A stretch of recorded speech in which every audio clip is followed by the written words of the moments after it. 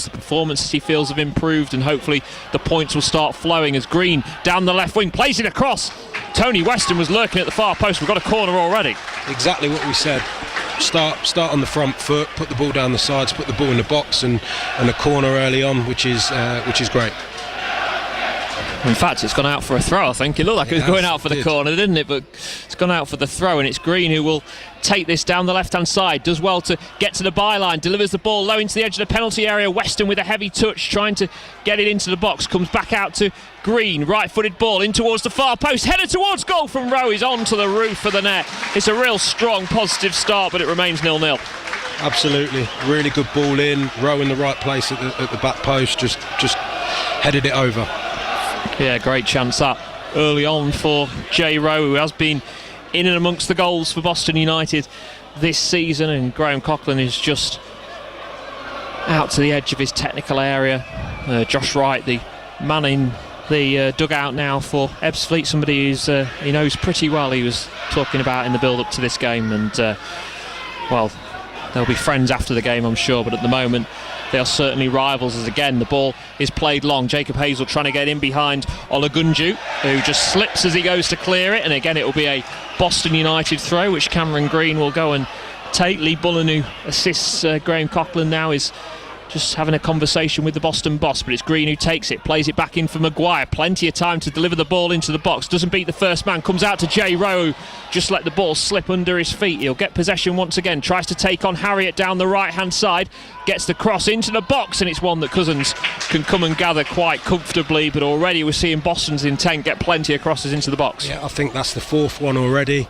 It's clearly something that they've worked on, and I think that the back line of Ebbsfleet, they're already sort of struggling to contain that. So yeah, if it's working, keep doing it. As Boston win the free kick, Kwame Thomas, the man who has been punished, so will be a Boston United free kick. Oshin Gallagher playing as the left-sided centre half today. First time he's played in a Pilgrim shirt after his loan move from Lincoln City, and it'll be the number 15 who will take this free kick. In fact, it's left for Tom Donaghy, and Donaghy will clear it long in towards the edge of the penalty area. Hazel trying to back into his man, cleared long by Ebbsfleet once again. Rowe heads it forward, Weston trying to get in the way, nods it down for Adshed. Good play from Boston United. It's Tony Weston breaking forward into the penalty area, plays it across goal, can't get it to Hazel, and then it's a slip from Weston, but Boston United do have that first corner, and again a great chance for the Pilgrims. I think it's a really, really positive start. The one thing I would say now you can see that the Ebbsfleet are struggling with the balls down the side and the balls coming in the box. I think Boston can maybe get one or two more in. There's two in the box then. Midfielders joining in, and that will cause even more pressure. So first corner of the afternoon for Boston, 0-0 at the moment. It's going to be a right-footed out swinger, comes in towards that penalty spot. Rowe with a header, bouncing around in the area, still not properly cleared by Ebbsfleet. It is in the end, and Maguire can just nod it back to Cameron Green. It was another good chance for Boston United. They are on top in this game, 4 minutes in, and it's Cameron Green racing forward down the left-hand side again. Slide challenge comes in. It will fall at the feet of Maguire now. Plays it short for Adshed. Places for Adshed in the starting 11, one of the latest signings in the last few weeks, and a number of other players that have been signed in recent weeks, the likes of Gallagher and Donaghy starting today, and I'm sure we'll see more signings in the coming weeks as Dylan Hill gets tucked back in the centre circle. There'll be another Boston free kick, although the referee wants him to take it a little further back, and now he places the ball down and just has to be careful in those areas not to lose it, I guess. Absolutely, you want to continue to maintain the tempo and the intensity, but also when you've got time, you've got to use the time and move the ball out the centre of the pitch. Ebbsfleet, one attack, the last thing you want is one attack and then getting a chance on goal. Yeah, the game which was at Ebbsfleet at the end of November, it was a game that had very little quality. It's one that won't live long in the memory, I think, to be fair to say, Ryan. So they didn't offer much that day, but as I say, new manager in place now, assisted by David Kerslake, the former Lincoln City assistant, very experienced man in the world of football. I think from Ebbsfleet's point of view now, that they want to sort of try and maybe slow things down a little bit and take the sting out of the Boston start and the Boston attack. As Donaghy's goal kick goes straight out of play for an Ebbsfleet throw. which will be taken on their right hand side.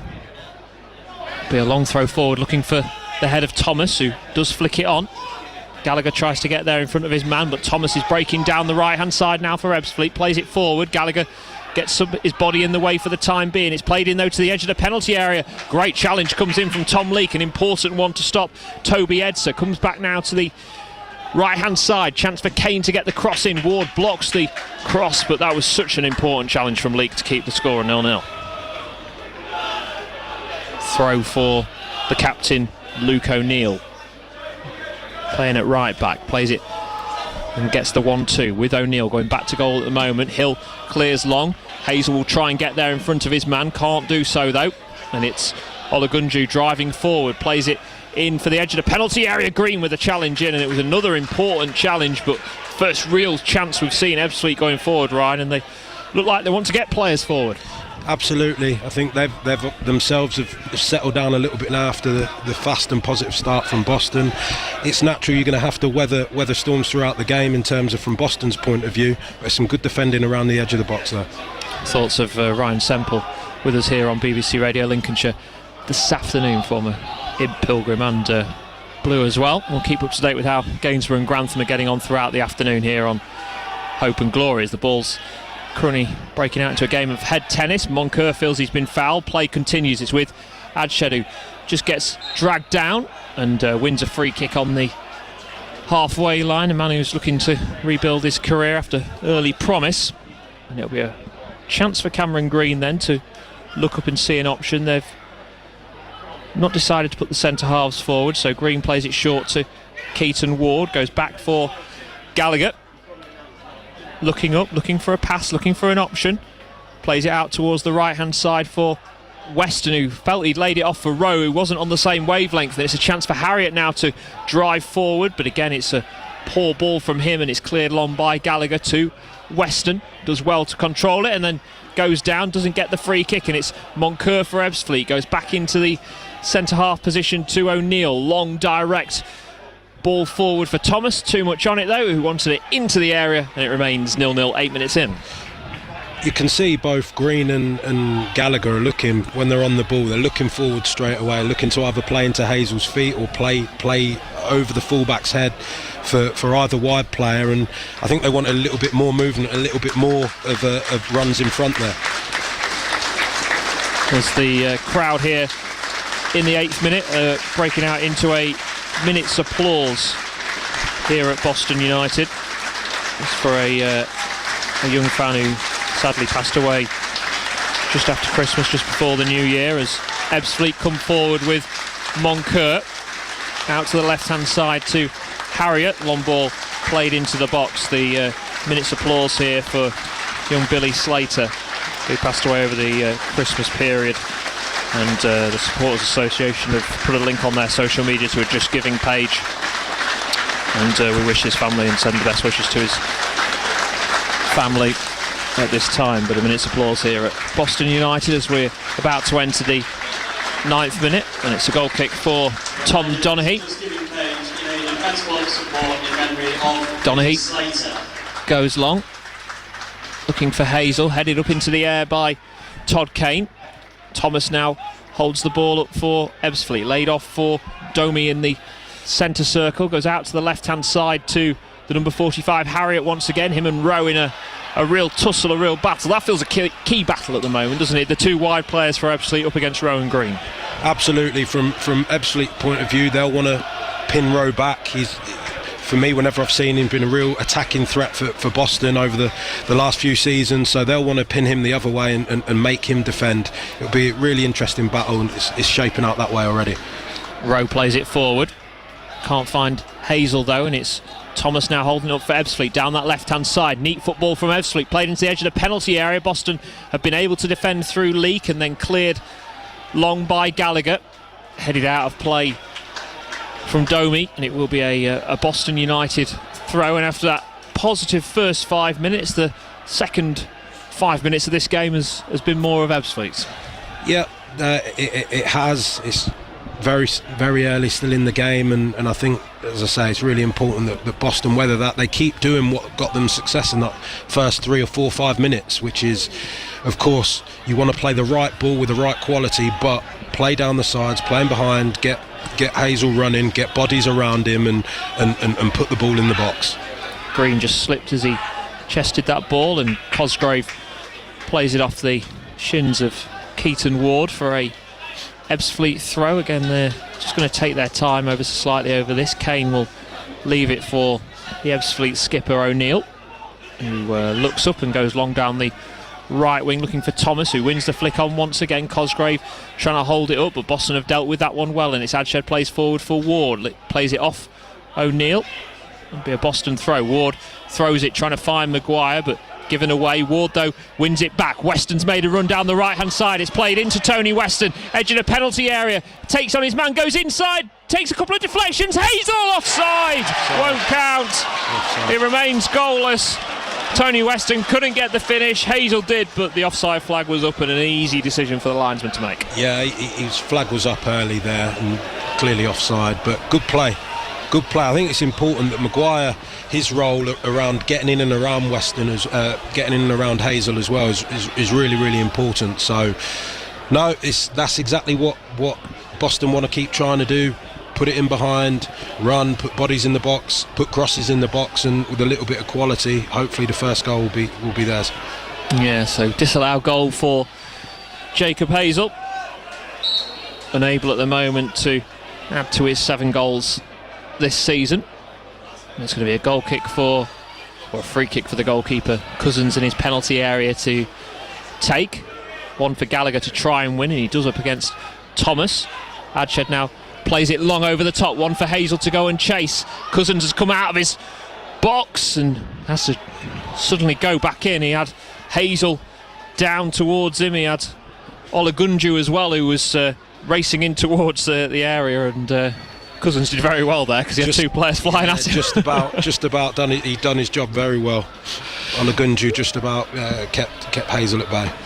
Sam Muggleton has given Grantham Town the lead at Coleshill Town. Nathan Arnold in charge there, trying to get his first win as Grantham manager, as the long ball forward for Weston to go and chase, and again Cousins has to come out of his penalty area, collides with his centre half Dallison, and Tony Weston is finding a lot of space, isn't he, on that right hand side. That long ball, as you said, over the top, looking for that diagonal, and Ebbsfleet really are not tracking the runs of Weston at the moment. Not at all, and he's getting a lot of joy. I think as the game goes on, that might be a situation where Rowe can get on the outside as well, and try and double up to put balls into the box. Ball by Rowe forward, comes off Harriet for another Boston United throw. Graham Coughlin always entertaining to watch in the dugout. He was explaining what he would have done with the throw and laying it back into Rowe's path there, as here comes Rowe again. Hazel flicks it the ball over the top. It's a chance for Boston United, played across goal. Can they get a chance on goal? They can't, but it will be a corner. It was Dylan Hill who made the bursting run forward. He tried to play it back for one of the Boston attackers, couldn't do so, but Boston with their second corner of the game, goalless 14 minutes in. I think apart from not scoring, Graham and the management staff will be really happy with this start. Limited Ebbsfleet to 1 or 2, not even half chances, and Boston have had a couple already. Obviously, 1 disallowed as well. So just want to convert that now. Ward with this corner, played in towards the penalty spot, bounces around, another chance. Adshed fires it onto the roof of the stand, and it remains 0-0. But it's another chance, another shot on goal for Boston United, but just as you say, Ryan, just they'll want to get that goal while these opportunities are occurring. Yeah. Any team that have not had great success during the season, the last thing you want is to start to feel nervy and rush things and start to doubt yourself. We just need to keep doing what they're doing with that little bit more quality, then a chance can turn into a goal for sure. Gallagher with the header. Adshed picks up the second ball. Again, Weston in space on the right hand side. He plays it into the Derby County Loneys path, just steadies himself as he goes into the area. Now fired across goal, cleared away again by Ebbsfleet. There is chances galore approaching the 15-minute mark for Boston United, but yet to find that breakthrough as of yet. Jacob Hazel with a disallowed goal, but it remains 0-0. Ball played back out for J. Rowe. Forward again, cleared away by Ebbsfleet. Leake trying to get there, and does get there and wins Boston United a throw. Still goalless in the other National League game today between Yeovil and Woking, as Boston take that throw with Rowe. Back to Leake, who tries to play a crossfield ball. Cameron Green and Keaton Ward going to have to sprint between them to keep it in play, and they've done well. And now it's a chance for Maguire to lay it off to Keaton Ward, who was still making his way back onto the pitch, and Maguire bundles into the back of Dallison, and that will be a Ebbsfleet free kick, which Cousins I think wanted to take quickly. I'm not sure Cosgrave was on the same wavelength there, but again, the industry of Frankie Maguire, a key part of Boston's success. Massively. I think Cousins there was just probably thinking, let's take the sting out of the game a little bit and slow things down. Looking at Ebbsfleet's shape, I think Marriott, he's on the right hand side now, but he's playing on the left hand side. He's trying to bomb on, and I'm not too sure if he's playing as a traditional fullback or a wing back, which is enabling Maguire to get that space down the side of Ebbsfleet's left centre half. So yeah, there's been a lot of joy, as we've said. No goals to show yet, but Boston have to defend this set piece well now. It's going to be a right-footed out swinger for Moncur to take. First corner of the game for Ebbsfleet. 0-0 here, 16.5 minutes in on Hope and Glory. Moncur will take it in towards that near post. First contact made by Cosgrave. Back out to Moncur. Adshed trying to stop the cross, but it's Moncur delivers it, goes over the head of absolutely everybody, and that will go out of play for a Boston United throw. And again, teams can just go and settle themselves down and get back into that shape, and Boston United have dealt with those early opportunities for Ebbsfleet well so far. But it's a throw for J. Rowe. 17 minutes played. The sun just in the eyes of the fans opposite the main stand here at the Jamans Community Stadium, just having to shield them as they see Jacob Hazel wanting a free kick, but the referee not feeling it was a challenge that warranted one. Ball back with Olagunju at centre half, goes across to O'Neill. Harriet, who, as Ryan said, is on the right hand side now, looking to drive forward, plays it down the right wing for Edser battling in that area. Harriet miscues his cross, but it falls to Moncur, who plays it across goal, and Donaghy had to get something on it and palm it behind for an Ebbsfleet corner. It was a something and nothing really, that from Moncur, but he caused the Boston goalkeeper to make his first save. Yeah, Moncur bundled himself into the box there, and as you say, Donaghy done really well to palm it away. Another dangerous moment for Ebbsfleet though. Yeah, second corner in a matter of minutes for the away side. It's going to be Callum Harriet who will take it once again.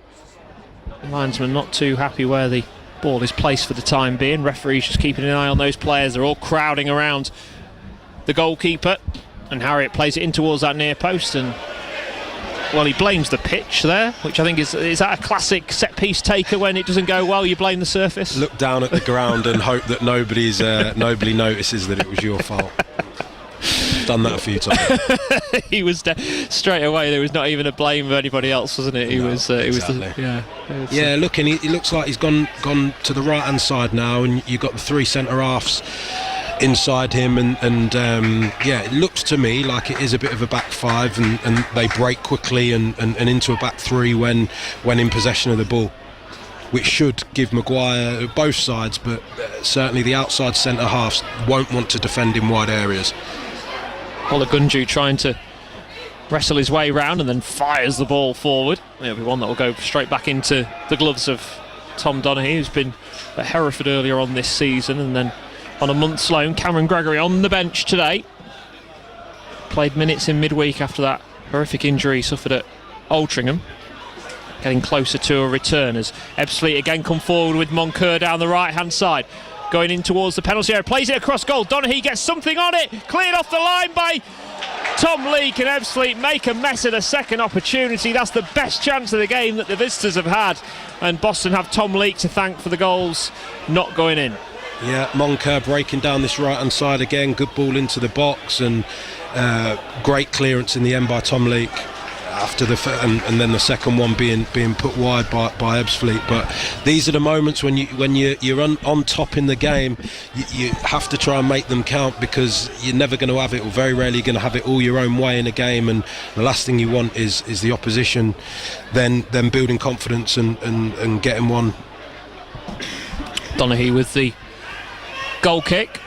Maguire can't win the header. Ball comes back to Tom Leake, who hits it with his left foot straight out into the Boston United dugout.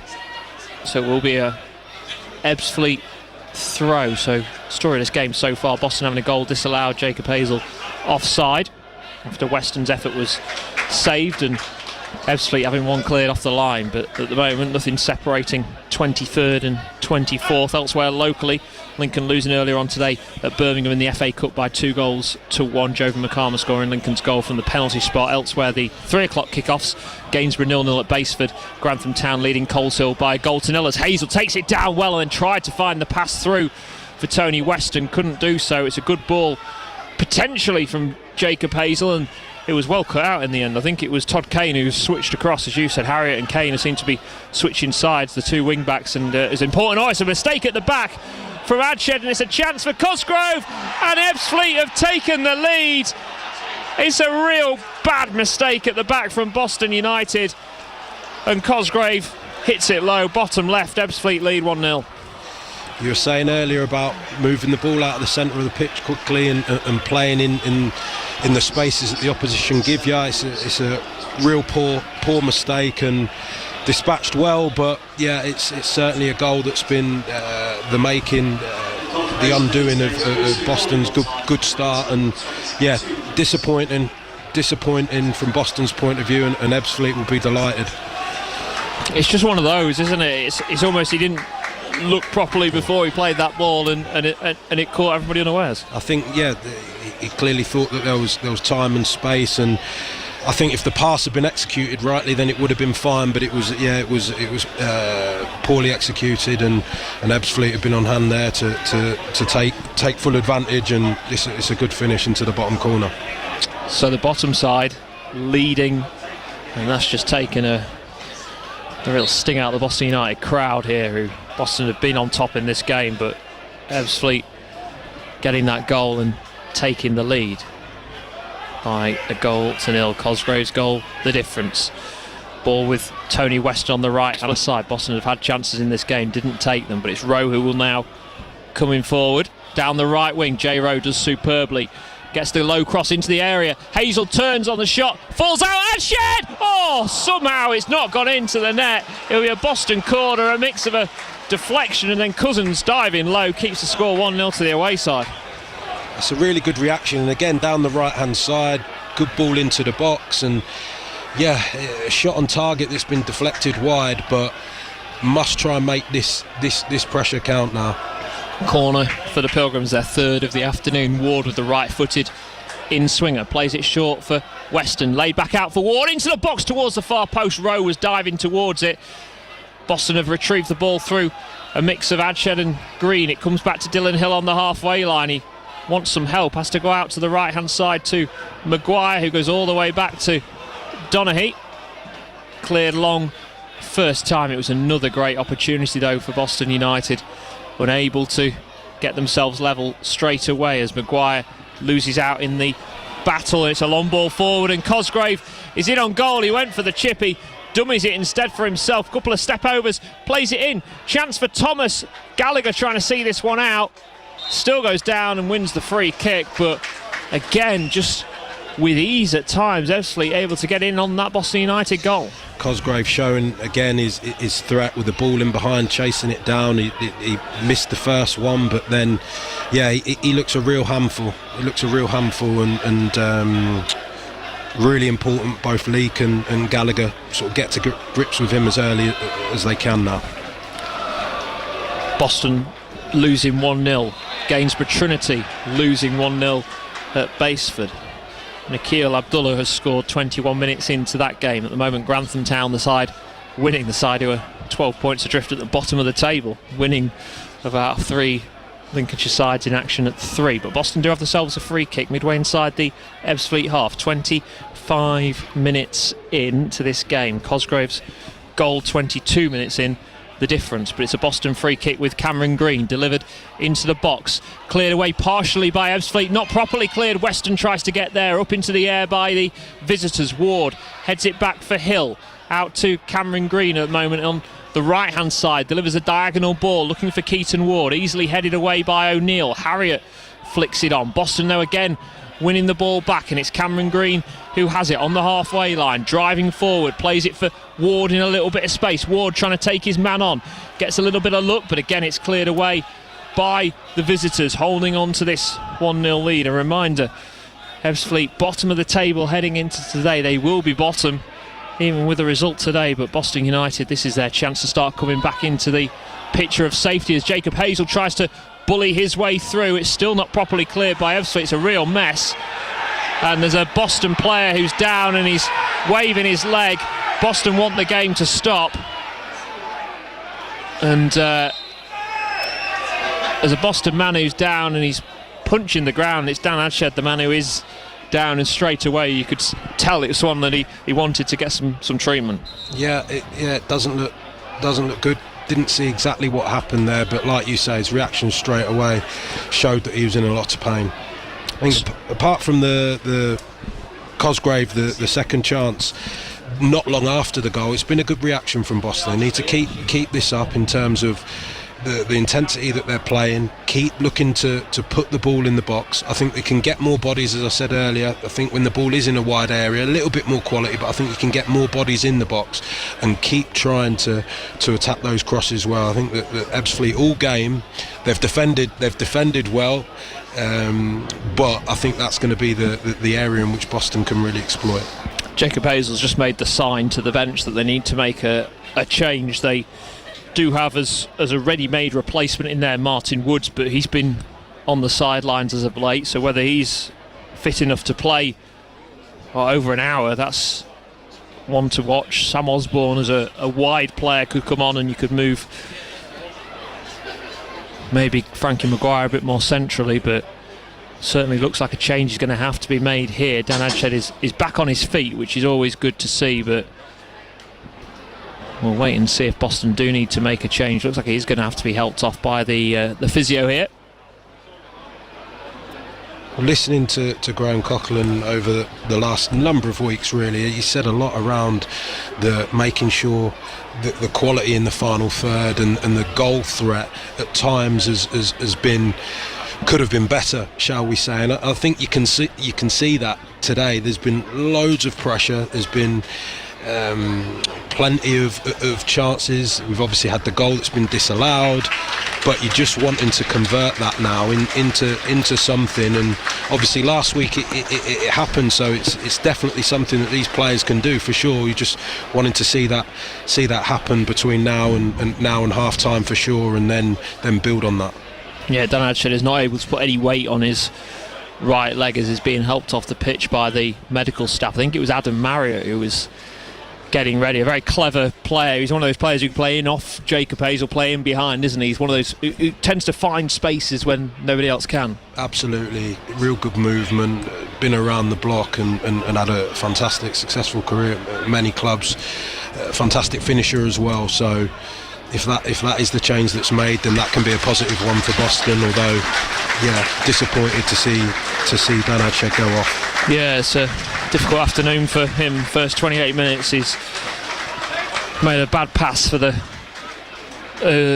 goal for Ebbsfleet, which gave them the lead, and now having to be helped off the pitch. So it looks like it's going to be Adam Marriott 25, Dan Adshed, who's going to be coming on. Yeah, Marriott will be looking to prove his worth to Graham Coughlin.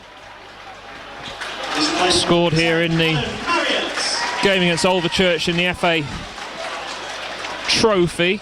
He's come on as sub in his 3 appearances since, but not found the net, and Boston United need players to start finding the back of the net. And Marriott, could it be his day as the long ball forward from Donaghy? Hazel tries to win it, cleared long by O'Neill. Gallagher has to be aware that Cosgrave is in behind him, and Cosgrave's just nudged him off the ball. Boston have dealt with it though with Dylan Hill, who clears long.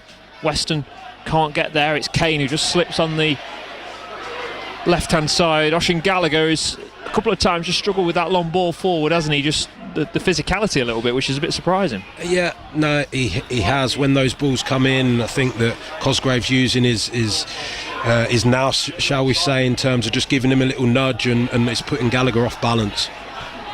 As here comes Thomas, looks to play the ball into the box. It deflects into the arms of Donaghy. So if you're just joining us, Boston 0, Ebbsfleet 1, half an hour in here on BBC Radio Lincolnshire. The goal from Cosgrave 22 minutes in after a mistake from Dan Adshed.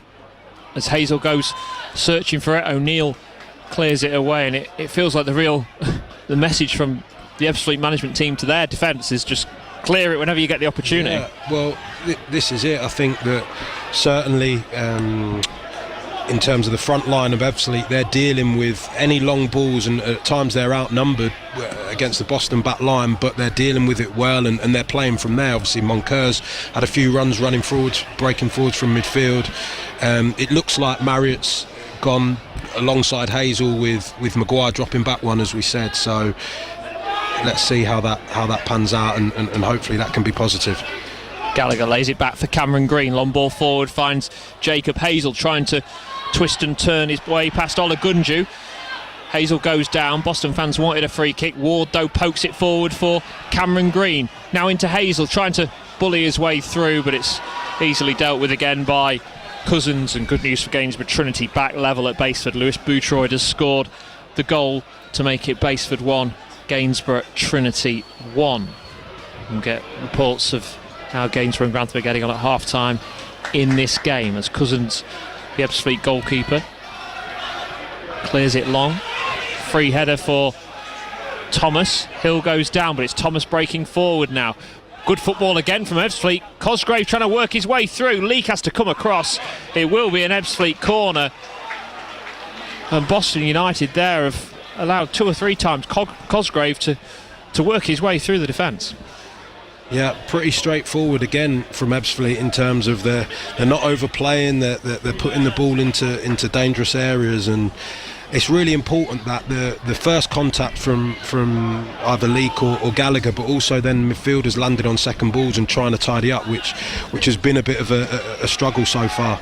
Moncur plays the corner into the box, headed away by J. Rowe, comes back into the area. Gallagher will now hook it away. Weston plays it forward for Cameron Green to go chasing after, and Green we know has got good pace, but Ebbsfleet able to deal with it through Domi, who goes back to Cousins. Long first time ball from him. Leake wins the header, but it will fall into the path of Toby Edser on the left hand side. Plays a long ball for Cosgrave to go and chase. Leake will come across and just deal with that and put that one out of play for a goal kick. And it feels for the crowd as well, they would have come here with an expectation of winning. If you can go and get a goal before half time, it just gives everybody that lift. No, for sure. I think the start certainly did that, and Ebbsfleet, like can happen, came back into the game. The goal, I think the goal has taken the sting out of probably the momentum of obviously Boston, but also the fans themselves. So yeah, really important, can end this half well as best as possible, and yeah, make sure that can come back as soon as it can.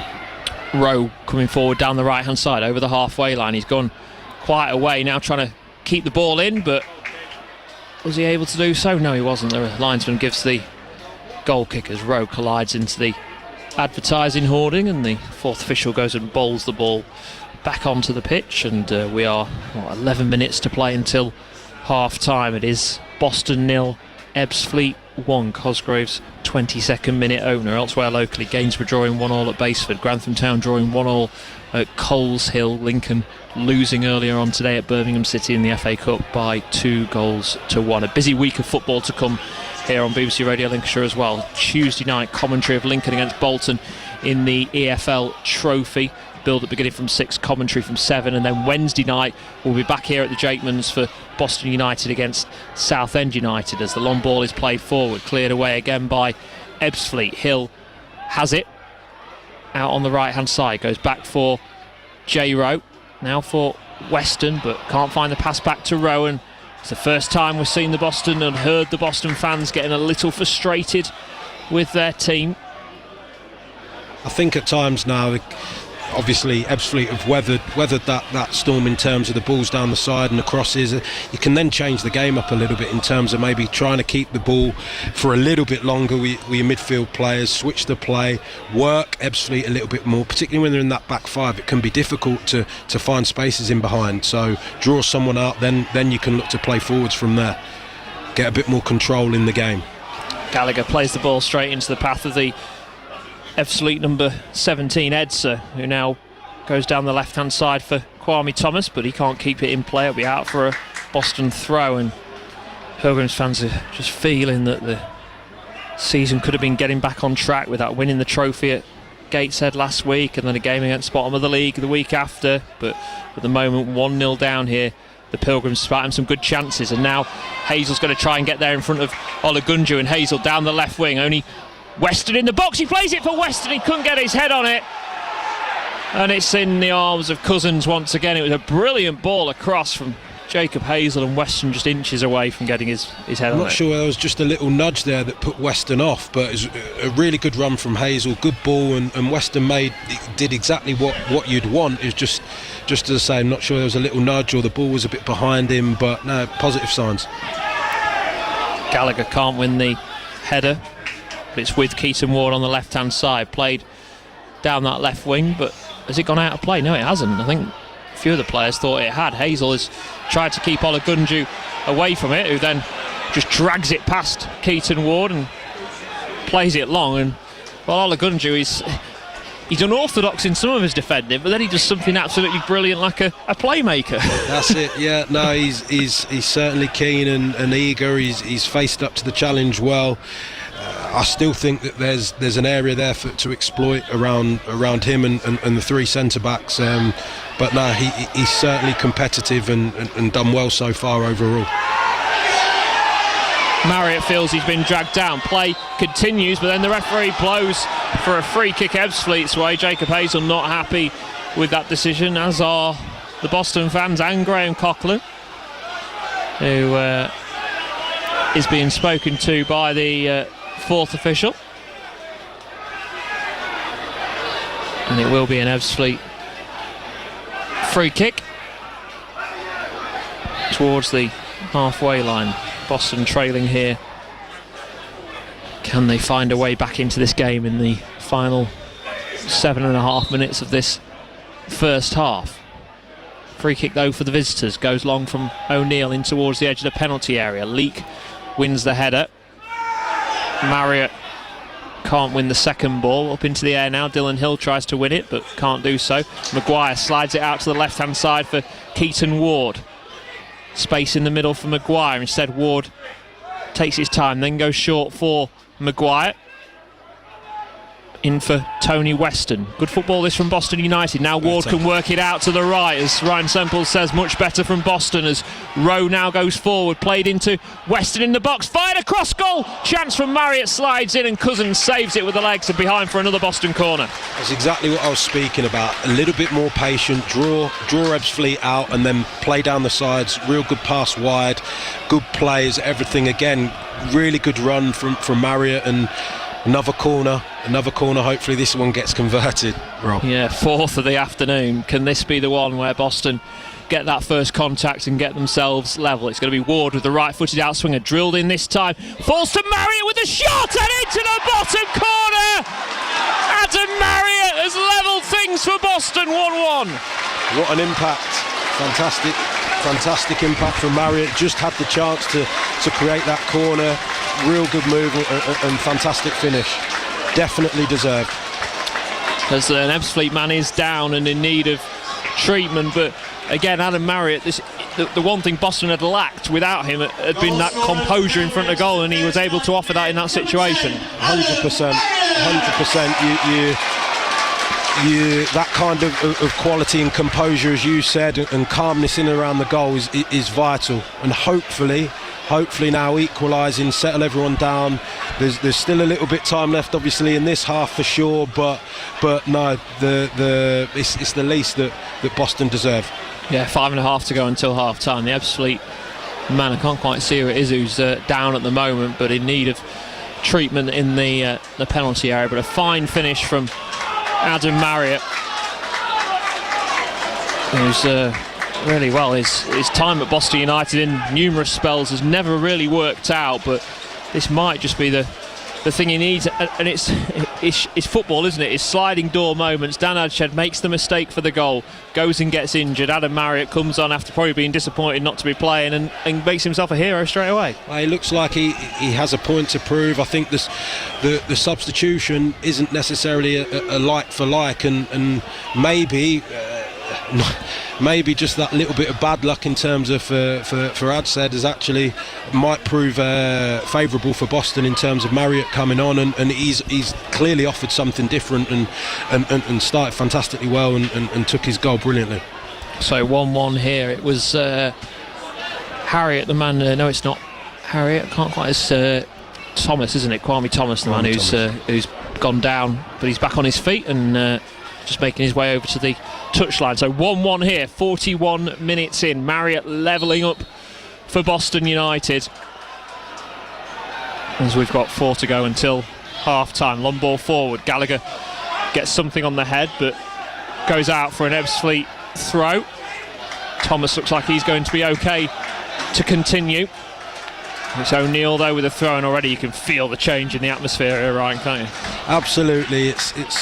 There's a few minutes left. You don't want to be silly. You don't want to go making any mistakes and giving Ebbsfleet any more spirit. But end this half well. And now's a chance for Boston. Hazel laid off for J. Rowe. Ball played down the side, looking for Tony Weston. Well cut out that by Todd Kane for a Boston United throw. Boston looking to use that intensity from the goal. They had that in the first 5 or 6 minutes this game. They were very quick to get the ball back in play, and they've played it from right to left to Cameron Green. Drives infield, the Boston number 3, across to Dylan Hill. Back with Gallagher now. Out to the left to Ward. Ward having to go back at the moment, goes all the way back to Donaghy, who's had to make one decent save in this game, but has also seen the ball go into the back of his net. Has not really been tested too much in this game, if to be fair, as well. The linesman put his flag up and then put it back down there. I think he maybe was unsure who got the last touch, but it's Harriet coming forward now for Ebbsfleet to Moncur, driven across goal. Donaghy able to gather at the second attempt, and I think probably the linesman there was just trying to get clarification of who it came off, but that could be quite a confusing situation for the Boston defenders. If you suddenly see the linesman put his flag up, you might have stopped in that situation. Absolutely, that will affect your momentum, your movement. You can switch off. It's not ideal, but it wasn't too costly in the end. Donaghy done well. As Ward tries to go past O'Neill, Boston don't get a free kick for that. Cleared long by the visitors. It's a real tussle between 23rd and 24th here in the National League, and it is a much better game than the one we saw in Kent at the end of 2024, as the long ball forward from Ebbsfleet. Donaghy elects to keep that one in, and we've got 2 minutes to go until half time. Boston 1, Ebbsfleet 1. Cleared long by Donaghy once again. Olagunju doesn't win the header. Ebbsfleet play it out to the right hand side to O'Neill. Ward goes chasing. O'Neill cuts back inside and steadies play down for the visitors as they look to come forward down the right hand side with Moncur once again. Gallagher tracking his run.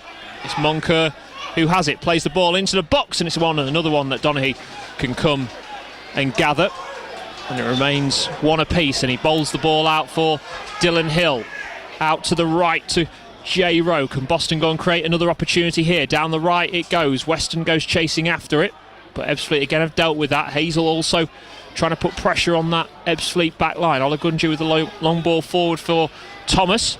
Maguire steps in to win the initial challenge, but then loses out, and it's played out towards Harriet, just behind him, out for a Boston United throw, which Green takes quickly. It's quite a breathtaking game, this, isn't it? Without too much in terms of goal mouth opportunities, it's very, very open. Certainly, since the Boston United goal, the game has become a lot more stretched. There's a lot more space in the middle of the pitch, and like you say, end to end. Well, Boston United now looking to come on the attack with Maguire. Plays it down the left channel for Hazel. Hazel going towards the byline, cuts back inside. Brilliant from Hazel, tries to get the shot in on goal.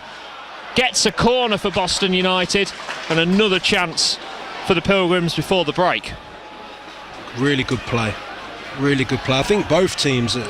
I didn't see much of the first meeting between the two, but both teams clearly fancy themselves to score and win this game, which is making for a really entertaining match so far. 5 minutes of added time in this first half. Fifth corner for Boston in the 45th minute. Long ball into the box, goes over the top of absolutely everybody.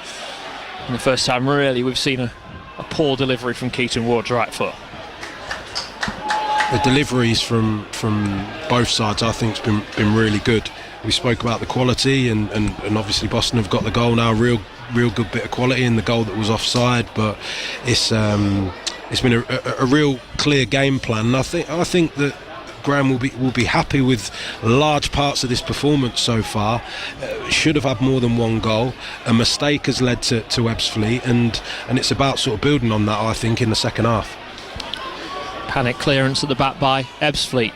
Well won in the midfield by Maguire. Ward turns. Cameron Green trying to get in front of him, but O'Neill slides in. It's going to go out of play for a Boston United throw. Cameron Green goes and retrieves the ball off Josh Wright, the recent appointment at Ebbsfleet, former central midfielder. Green to Maguire on the halfway line. Looks up, left-footed ball forward, trying to find Marriott. O'Neill heads it away. Weston protects the ball well from Moncur. Referee just blocking his pass forward for Boston. Now Maguire has it. Out to the left-hand side to Ward. Green again making the forward burst. Ward forward for Green. Green gets the ball across, fires it too far over the heads of everybody. Rowe attempting to keep it in play. He's done really, really well as Jay Rowe. Now he drives forward into the box. Left-footed shot gets blocked. Cleared away by the visitors once again. Maguire recycles the ball back to Donaghy, and again just a little more composure maybe from Cameron Green needed in that situation, Ryan. Yeah, absolutely. Boston have got numbers in the box there. Had 4 in the box, just a little bit over hit. It's been good. There's been some real good play. The one thing that I would say is that very quickly Ebbsfleet can turn the ball over and attack. They don't have to spend 4, 5, 6, 7 passes before they get into Boston's final third. That's a real dangerous thing that Boston need to contain. We're into 5 minutes of added time. 2.5 of those have ticked by already. The score at 1-1, and we're going to see one final chance in this first 45 minutes to really send those Boston fans off to their half-time refreshments very happy indeed. It'll be Leake to deliver this free kick on the halfway line. Long right-footed ball forward for Hazel. Can't jump to win the header. Cleared away by Ebbsfleet once again. The goal scorer Cosgrave tries to knock it down. Gallagher just backtracks and then plays it to Leake, and now Weston plays it out to the right to Jay Rowe. Again, he's looking to come forward down that side, but didn't have much help, so had to just hold on while Weston got himself back on his feet. He goes back to Dylan Hill instead. Now forward for Marriott, who's just dropped a little deeper to get Boston playing. Rowe to Hill once again. Boston being patient, looking for the gaps, looking for the opportunities. Ebbsfleet trying to get players in behind the ball, and they're now looking to spring on the counter-attack, but Leake is able to get there in front of Thomas and play it back to Donaghy. First time ball cleared forward. Ward knocks it down and plays it out to the right to Jay Rowe, and space for Rowe to move forward once again. Ward wants it midway inside the Ebbsfleet half. He's driving forward. Now Maguire in a little bit of space. Edge of the D. Urged to shoot. Dummies the shot. Goes out to Cameron Green instead. Green tries to get the cross in, and it's out for a Boston throw. Still 1-1. Tony Weston's picking up some really good positions in between the wing back and centre half on Ebbsfleet's left hand side. It's causing a lot of problems, allowing Rowe to overlap. Ward with the ball in the box, headed away by Ebbsfleet, only to the edge of the penalty area. Ward blocks the clearance. Weston tries to flick it back into the box, again cleared away by Ebbsfleet. Hill will just look to feed it out for a Boston throw, and he does let it run. And it will be a throw for Boston. We've got about 30 seconds of the 5 added on remain. Yeovil have taken the lead against Woking. Elsewhere, the only other National League game on this afternoon, as the ball played across to Cameron Green. The last chance of the half, you feel, for Boston, as Green drives it forward, was urged to shoot but couldn't find the pass through, tries to go and win it back, and Ebbsfleet will just clear it long. Referee takes a look at his watch. It's with Tom Leake for Maguire. Is there going to be one more opportunity for Boston to get the ball forward? It's with Jay Rowe. He's been taken out. Boston do have a free kick. It's a referee. Looks like he's going to allow the free kick to be taken. This is a chance, isn't it, Ryan, right before half-time? Absolutely. Load the box. Good delivery in. Looks like Green's going to take it, which would mean an in-swinger. Cause Ebbsfleet some problems. We played the 5 additional minutes. 1-1. Can Cameron Green deliver something here? He plays the ball into the box. The goalkeeper will come, and the goalkeeper gathers. And there is the half-time whistle. Well, quite a half to try and dissect, Ryan. We've had a little bit of everything from Boston United. We've had the good and the bad. I think certainly the first part of the game was Boston's, a real positive start. Couldn't make the most of the chances and the pressure. Classic case of Ebbsfleet breaking and scoring, but from a mistake. But then I think the reaction's been excellent, as you point out. As the game's gone on, I think the game has got stretched. I don't know whether the second half will start as open as that. If it does, then we're in for another cracking half. Brilliant finish from Adam Marriott, wasn't it? Fantastic finish, real calm, real composed. He just had the chance from a real good move that resulted in the corner, which he then scored from. He's got real quality and has shown that numerous times over the years, and certainly did again today. What do you think Graham Coughlin's real message will be at half-time to the players? I think that they need to start again in terms of how they started the first half. Start like that again in the second. I think the biggest threat, and it is a threat, is from Ebbsfleet. It's either counter-attacks or long balls, which both Leake and Gallagher, I think they've done okay with. But then it's about, can they do a little bit better? But also then the midfielders landed on second balls and tidying that up. I think the way in which Boston can really capitalise, it's just getting that mix of their game, which I think they've done well since the goal. When to be patient and move the ball quickly, particularly if Ebbsfleet are in that back 5, and then when to play longer balls down the sides, whether it's for Ward, whether it's for Weston or Rowe overlapping. Once the balls are in those wide areas, get good quality in, but get bodies in the box and put the Ebbsfleet back line under real pressure.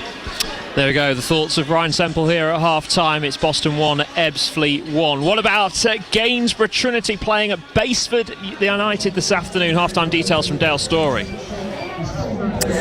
Where it's also 1-1 here, Rob, and the two standout players have been the two goalkeepers. It's been an entertaining half here at Basford. Trinity finding themselves behind through McKeel Abdullah's goal when the defence really should have done better. It ended up being a tap-in for the Basford player, but Trinity were level 7 minutes later when a cross from Real Lancaster was brilliantly volleyed into the back of the net from Lewis Buttroyd, his 7th of the season. But chances for both teams. Lancaster a header brilliantly saved by Soldini.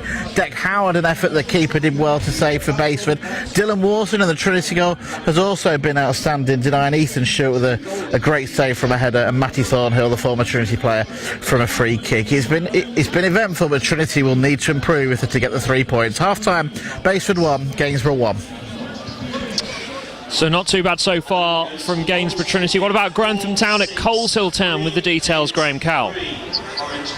Well, we complete the set here, Rob, as it's 1 apiece at Coleshill as well. The Gingerbreads taking the lead on 8 minutes, and a good start when from their first corner. It was delivered to the far post, bounced about inside the penalty area, and Sam Muggleton poked the ball into the back of the net. The Gingerbreads were on top for the first 10 to 15 minutes, but Coleshill came back and finished the half the stronger side, having equalised on 23 minutes when the Gingerbreads unnecessarily gave the ball away 20 yards out in the centre of the field, and it was played wide to Ben Usher Shipway, and he drove a shot across Curtis Hall. The home side have hit the post twice since then as they've dominated the remainder of the first half, but the half-time score is Coleshill Town 1, Grantham Town 1.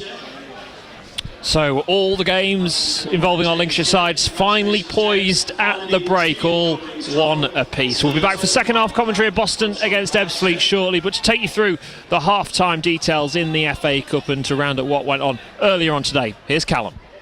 Thank you, Rob. Yes, let's start with those scores in the FA Cup, as we brought you commentary of earlier here on BBC Radio Lincolnshire. Lincoln City out of the FA Cup, losing 2-1 at Birmingham City. Jovan Makama penalty proving just to be a consolation goal. There are 4 other games now that have just reached full time. It was Bristol City 1, Wolverhampton Wanderers 2, Middlesbrough 0, Blackburn Rovers 1, Andy Vyman with the winner there. Liverpool 4, Accrington Stanley. Who are they? They are out of the FA Cup after losing 4-0 at Liverpool with Jota, Alexander-Arnold, Dans and Chiesa.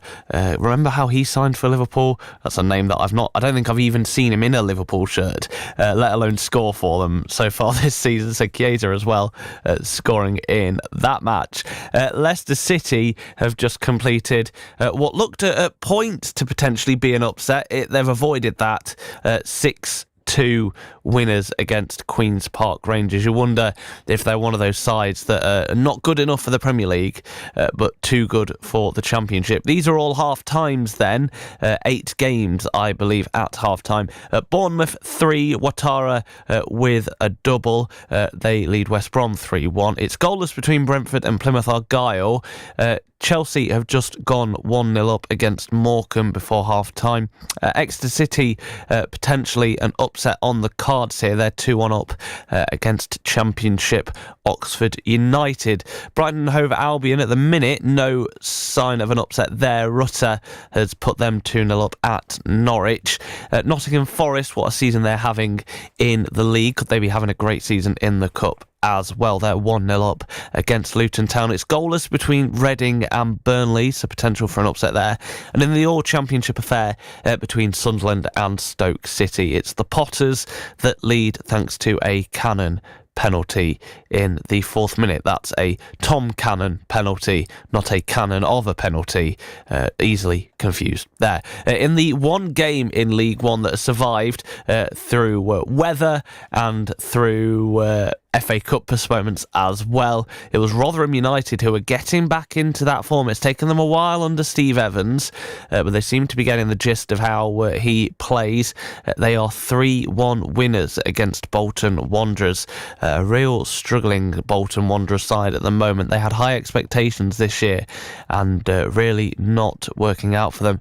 Walsall 5, Tranmere Rovers 1. That's in League 2. They're making up for the fact that that was the only game in that division. Walsall winning 5-1 against 10-man Tranmere Rovers. I should tell you, Swindon Town against Crewe Alexander. That game was suspended. As we know, with our live commentary, it's Boston United 1, Ebbsfleet United 1. Adam Marriott equalising after Cosgrave's earlier finish, and it is Yeovil 1, Woking 0. That's a bit of a tongue twister. The sound of Lincolnshire. Monday morning from 10. We've got a lot to talk about. Francis Finn. Is there a danger that we can take this stuff too far? A lot of it is to do with the intention. There's always something that may possibly upset someone. It's a real fine line. I think if it's done to make it more inclusive, that's a good thing. Social media companies not taking responsibility. There was something special about this one, wasn't there? There was so much emotion going on. It is a challenging question. There's no doubt about it. Francis Finn. Monday morning from 10. Just ask your smart speaker to play BBC Radio Lincolnshire. As you can tell, I've definitely got the end of the office illness that has been going around at BBC Radio Lincolnshire. I'm recovering, but you can definitely tell that I'm coming off the tail end of it. Someone who's managed to escape it all has been Scott Dalton. This is what they've been getting up to on The Breakfast Show this week. Scott Dalton at breakfast on BBC Radio Lincolnshire. Now, this week on The Breakfast Show, we got talking about the old St Mark's railway station in Lincoln. This is the building that is now home to the Stack entertainment venue. It was Argos for a bit, it was Lakeland as well. A lot of people were saying, when did the railway station actually close there? Well, Betty called me to tell me she was actually on the last train. My husband very much wanted to be on the last train, So we went to Newark on a previous train, obviously, and then got onto the last train that ran into St Mark's. Oh, wow. Loads and loads of people on the station. It was packed, absolutely packed with people who wanted to do the same as us, be on the last train. Now, once we got talking about that, interestingly, a lot of people remembered the exact date. It was May the 11th, 1985, when St Mark's railway station shut in Lincoln. It was a poignant day and one that people remember because it was the awful day also of the Bradford fire when Lincoln played there. Also, the same day, Boston United were at Wembley in the FA Trophy final. So a lot of people talking about that this week. Also, I joined our BBC Radio Lincolnshire and BBC Look North weather forecaster at Willingham Woods at the gritting depot there, as he got his very own Lincolnshire gritter. You got to go to the driver's side as it's yours. Oh, of course. I'll go the other side. I'll stay the other side. I'm going round the front, round the plough. I've got to get up here. It's a big step, Paul, isn't it, to get up here? Hang on. Here we are. Oh, it's not easy getting in, is it? Oh, this is what's this like? Sitting at the wheel of your gritter. I mean, it just incredible. What a piece of kit. I gotta say, your face is unbelievable. It is like you're a big kid here, aren't you? Well, it's amazing. I mean, I can't tell you. I don't know. What are the comparables? I don't know.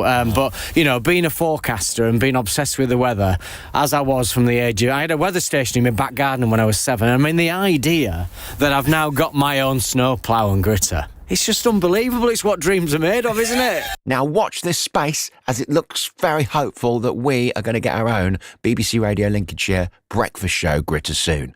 More on that later in the week. We're also adopting a guide dog for the programme. This week we met another one called Perkins.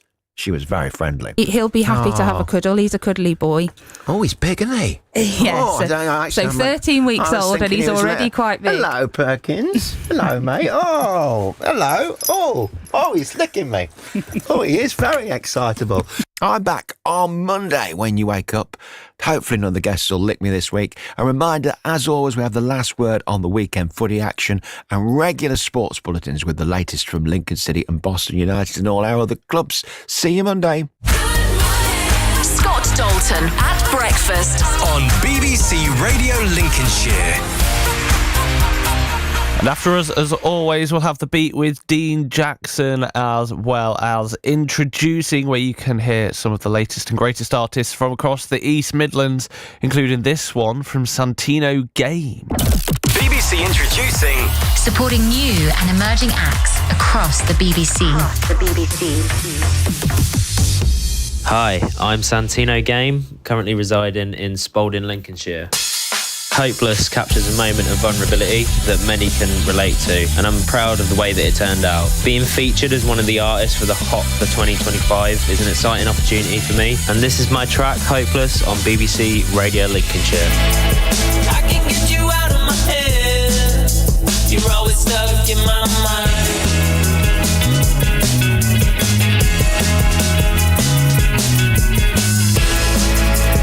I don't want to let you go. It's just for me to know.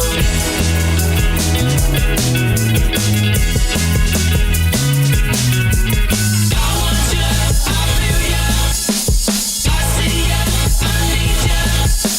Taking me, holding me, closing me, leaving me. It always just gets me down when you're not around. I feel so empty, but with you I feel plenty. Weight out the heaviness, cutting out the messiness. Life is just stressless, and with you I feel restless.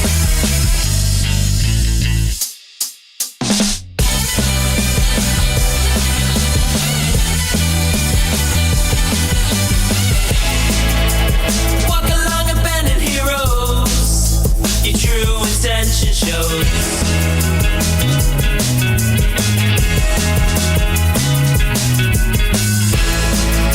A life you quit and finally lose, it's just for you to choose.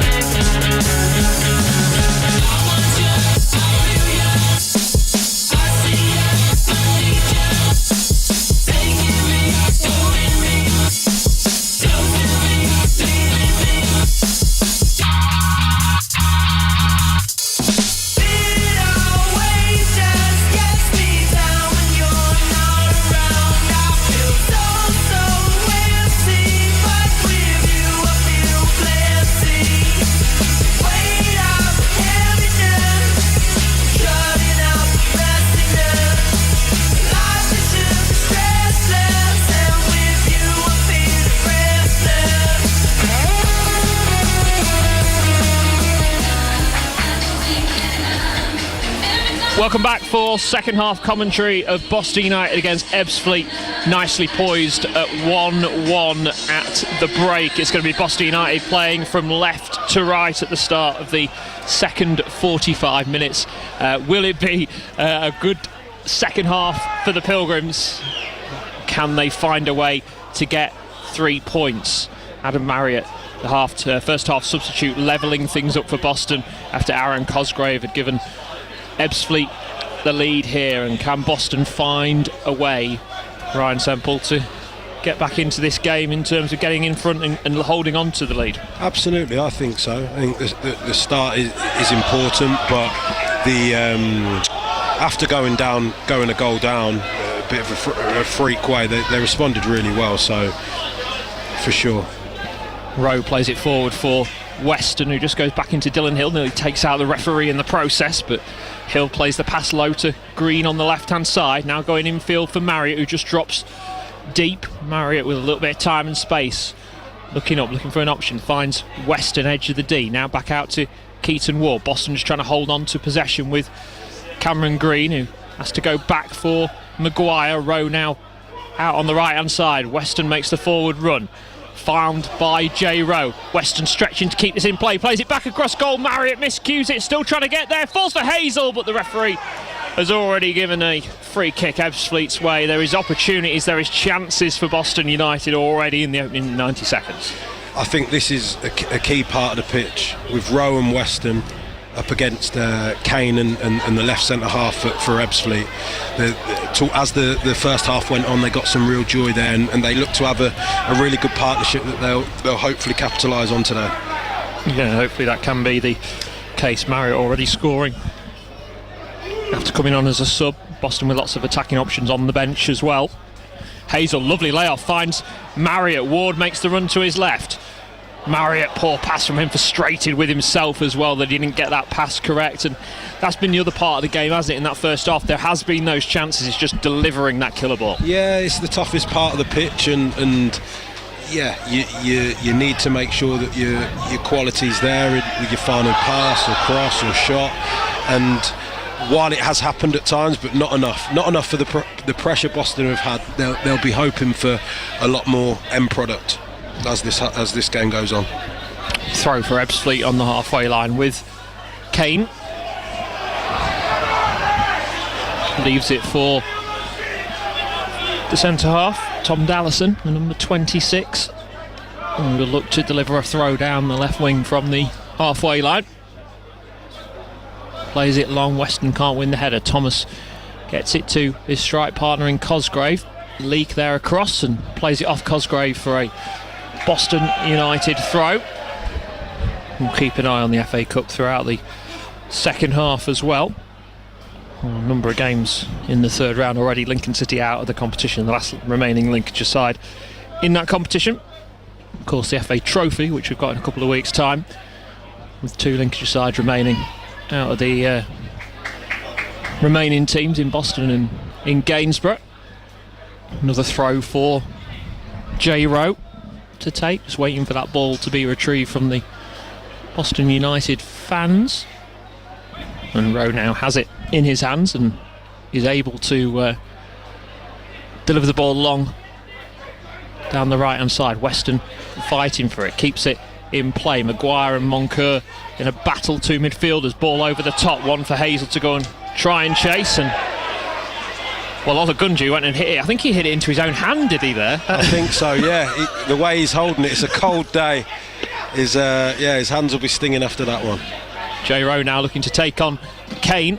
Can't get the cross in first time, but ball ricochets to him. Now with Maguire, he can't deliver the ball in. Hill gets it for Boston, takes it down. Back for Tom Leake, long ball forward, but Hazel was in an offside position. Yeah, Olagunji's really feeling it with his right hand, isn't he? It was a strange one. A painful one. Add that to the freak injury list. Ball played forward off Cameron Green, but he can't find any of his teammates. Thomas holds it off back to Kane. First time right-footed ball long. Donaghy comes out to the edge of his penalty area and plays it against his man in Moncur, but It goes out of play for a goal kick, and I think just for a second he just lost his bearings, didn't he, as to where he was? Lost his bearings. I think he thought it was going to come into the box, and the right-footed ball from Kane, it was spinning away. So, yeah, he got away with it. Got away with one. And credit to the supporters, 1,909 the attendance today, when you think there's such a doubt with regards to whether this game was even going to go ahead. So great to have such a big crowd here, just over 1,800 home fans. I think it was 95 visitors making the long trip from Kent today. Fair play to them as well. Yeah, I was going to say, especially because there was a doubt, wasn't there, of the game even going ahead. So to start making that journey in the hope that the game would go ahead, and it did. And we're seeing a great game so far, 1-1. Which side, 23rd or 24th, can go and get themselves 3 points, a crucial 3 points. Gallagher heads the ball up into the air. Maguire with the long ball forward. O'Neill, bit of a mistake, is it? Oh, he's stolen the ball. Jacob Hazel. It's Keaton Ward now into the edge of the penalty area. Lines up the shot. Olagunju does well to get his body in the way and block it. Harriott with his body going back to goal, but he's able to clear it long. Gallagher heads it away for Boston. It's Hill out on the left-hand side to Green. Out for a Boston United throw. Another opportunity that, though, for the Pilgrims. I'm not sure the shot was the right decision. They had a couple of players waiting in the box. Listen, it was positive, but I think maybe go on the outside and deliver the ball. We've seen numerous times today that's been a real threat. Oh, Ward and Marriott, brilliant 1-2. Marriott trying to force his way through. He's kept it in play. In towards Hazel! Puts it into the side netting. Again, going on the outside, keeping the ball alive. It's been another real good start. A real good start for Boston, and yeah, good play. Very, very close to making it 2-1. Yeah, another chance that for the Pilgrims. A few of the supporters in the stand we're in thinking that had gone into the back of the net, where the net rippled. Yeah, exactly that. Exactly. But not the case. 7 minutes into this second half. Boston 1, Ebbsfleet 1. Jacob Hazel's made Boston fans twice get up and celebrate, and neither have counted, one for offside and one which hit the side netting. So third time lucky. Hopefully. Lucky. Ball with Hill into Hazel. Tries to find the back heel. It's Weston just over, hits the pass forward for Adam Marriott. Cousins comes and gathers and then bowls it out to the right hand side to Callum Harriott. First time ball with the outside of the left foot forward for the goal scorer Cosgrave, looking to take on Gallagher. Gallagher sticks to the task well, gets a block on the cross, and it falls for Cameron Green. Long right footed ball forward. Hazel gets his body in the way, but Olagunju gets a toe on the ball and clears it away. It's in the midfield at the moment. Hill and Moncur both fighting for it. Moncur falls on the ground, then gets back to his feet and plays it out to the right for Harriott, and now Cosgrave up against Gallagher in that right hand corner. Cosgrave with the back heel, but only finds a Boston man in Keaton Ward, and now Maguire has it, plays the pass forward for Rowe. Weston had made a forward run. Rowe is the man with Tony Weston. Rowe just lays the ball off for Weston. Back to Maguire looking to join in on this attack. Boston players moving for him in Keaton Ward. Edge of the penalty area is Hazel. It falls to Jacob Hazel, tries to get the shot in, well blocked by O'Neill, but it's Green with the ball. It's pressure from Boston United, pressure from Graham Coughlin's side. Can they find a way to get the lead here? It's Maguire, tries to thread the pass through. Very intricate play from Boston, but unable to get that ball forward as Thomas ends up on the ground and wins a free kick. I think there in that moment it didn't need to be too precise, too intricate. I think he could have gone straight wide to Rowe, who could then deliver. He had spaces in a real good position, looking along the line. But a good start, good pressure, and yeah. Apart from the ball from Kane, where Cousins had a bit of he lost his bearings a little bit. Haven't seen anything from Ebbsfleet from an attacking point of view. So free kick for Kane to take. Thoughts of Ryan Semple, former Pilgrim, alongside myself, Rob Makepeace, here on BBC Radio Lincolnshire. Kane with the long ball forward. Foul from Thomas, and it'll be a Boston free kick instead. Coming up to the 10-minute mark, and Lee Bullen just barking out some instructions. Graham Coughlin, hands in his hoodie pockets, just having a word or two. I think Keaton Ward looks like he's just maybe swapped sides with Tony Weston here, Ryan. Yeah, different proposition. Ward maybe will go on the outside a little bit more, but it's I think both wide players have done really well. They've been a real threat so far in this game. Free kick for Boston, which Maguire has. Hill had won it from Harriott landing on top of the ball. It's with Dylan Hill in the centre circle. Plays it for Gallagher. Moving forward, Gallagher to the left to Cameron Green. Having to go back for Dylan Hill and all the way back to his goalkeeper in Donaghy. Taking his time over this long ball forward on his debut, Donaghy. Olagunju gets ahead on it, goes behind him. O'Neill has time to steady himself and clear the long ball right-footed. Gallagher steps in front of his man and wins the header, and it's a long header forward, and well, the foul, the push from Tony Weston, I think it was, punished by the referee. Gallagher certainly this half, and it's understandable. He's grown into the game so far. He's grown into the game. There's a couple of good moves there. He's gone and won the ball and stepped in with it as well. Looks confident and growing into it, which is good to see.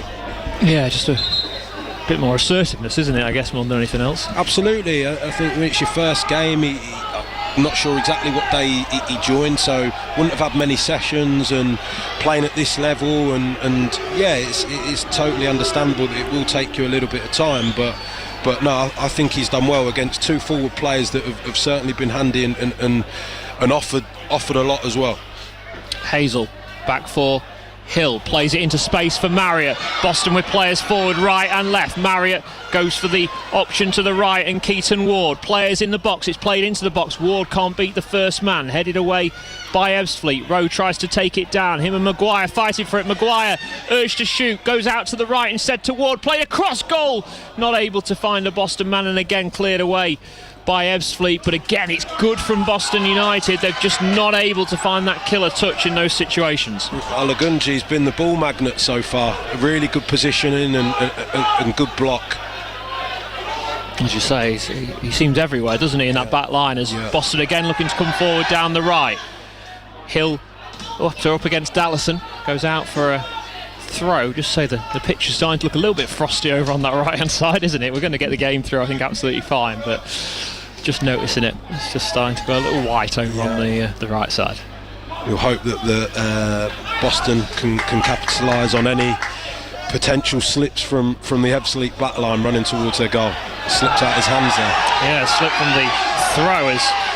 The acrobatics from Toby Edser. It's Green over the halfway line, loses the ball, then finds it again. He's still kept hold of it as Cameron Green. The left back has gone into centre midfield. Now Rowe has it. Marriott wants the ball early into the box. Rowe delivers it into the box, bounces in front of the goalkeeper Cousins.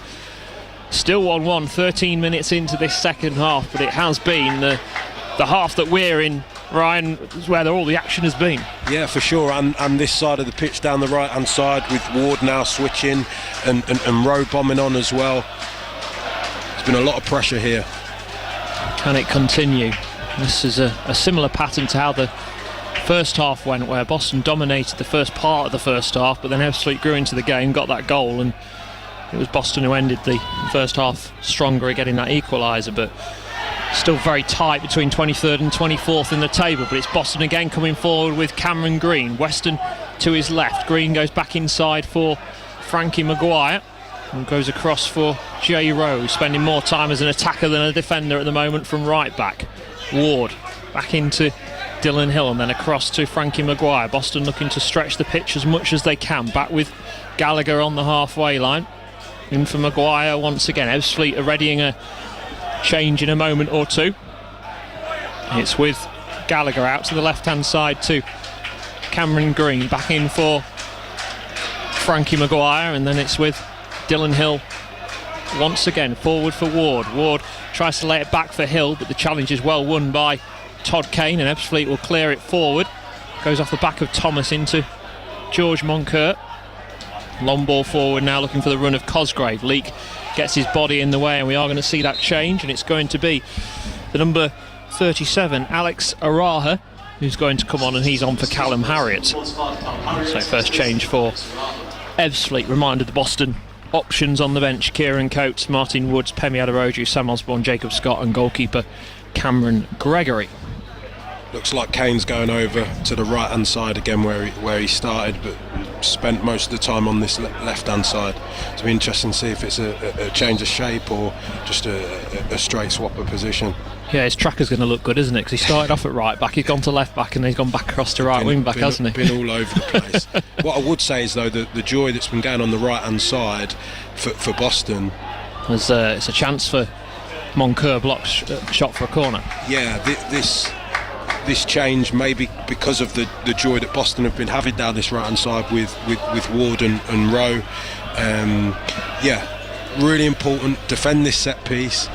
It's been a good start again, like the first half, and what I would say as well, I think the longer balls that Ebbsfleet have been playing, both Leake and Gallagher have defended well this half, so they've tidied things up and they've not caused any problems. So corner for Ebbsfleet to deliver into the penalty area. It's towards that near post, dealt with by Boston United. Weston gets something on it, goes chasing after his own clearance. Back out towards the right hand side though for Ebbsfleet. Opportunities for Thomas now to fire the ball across goal, which he does. It takes a deflection. I think it was Gallagher, the man who got his body in the way. Will be another Ebbsfleet corner, their 5th of the afternoon. 1-1. Chance for Toby Edser to deliver the corner in once again. They have been targeting that near post throughout this game on set pieces. Will this be a similar situation? Edser, left arm up in the air as he delivers the ball in left-footed towards the far post. This time the referee has already decided that should be a Boston United free kick, which they tried to take quickly. The referee wasn't happy with where Jacob Hazel took the free kick, and it just gives everybody a chance to settle down once again just after the hour. 1-1. Yeah, you rightly pointed out those deliveries into the near post cause a lot of problems. You see teams at the top level, Arsenal do it a lot, start at the back and fill the near post with a delivery there. It's very hard to defend against, but Boston did well then. Ball cleared away by Ebbsfleet once again. Long ball over the top, one for Gallagher and Leake, and Donaghy between them to deal with, and Donaghy does do that and then bowls it out to Cameron Green, the left back for Boston. Inside for Dylan Hill. Mind, the only other National League game today, Woking, who are in the battle, you feel, although they've got a good gap on Boston United. They're trailing at Yeovil as Marriott gets taken out, feels it was a free kick and not given by the referee. Leake wins their header. The Boston forward players trying to get on it, Hazel and Weston. Hazel gets a toe on it and helps it out for Cameron Green on the left hand side. Just Marriott in the penalty area for him to aim for. He's got Weston just behind him. He plays it in for Tony Weston. Weston edge of the penalty area. Oh, flashes it over the bar. One that was always rising, but it remains 1-1. We're going to see a change here for Boston. Sam Osborne's about to come on, but good opportunity that. I think that's a little inkling into why the Ward and Weston swapped over. Weston coming inside there, it opened up and real good connection on the ball, and unlucky to see it just go over.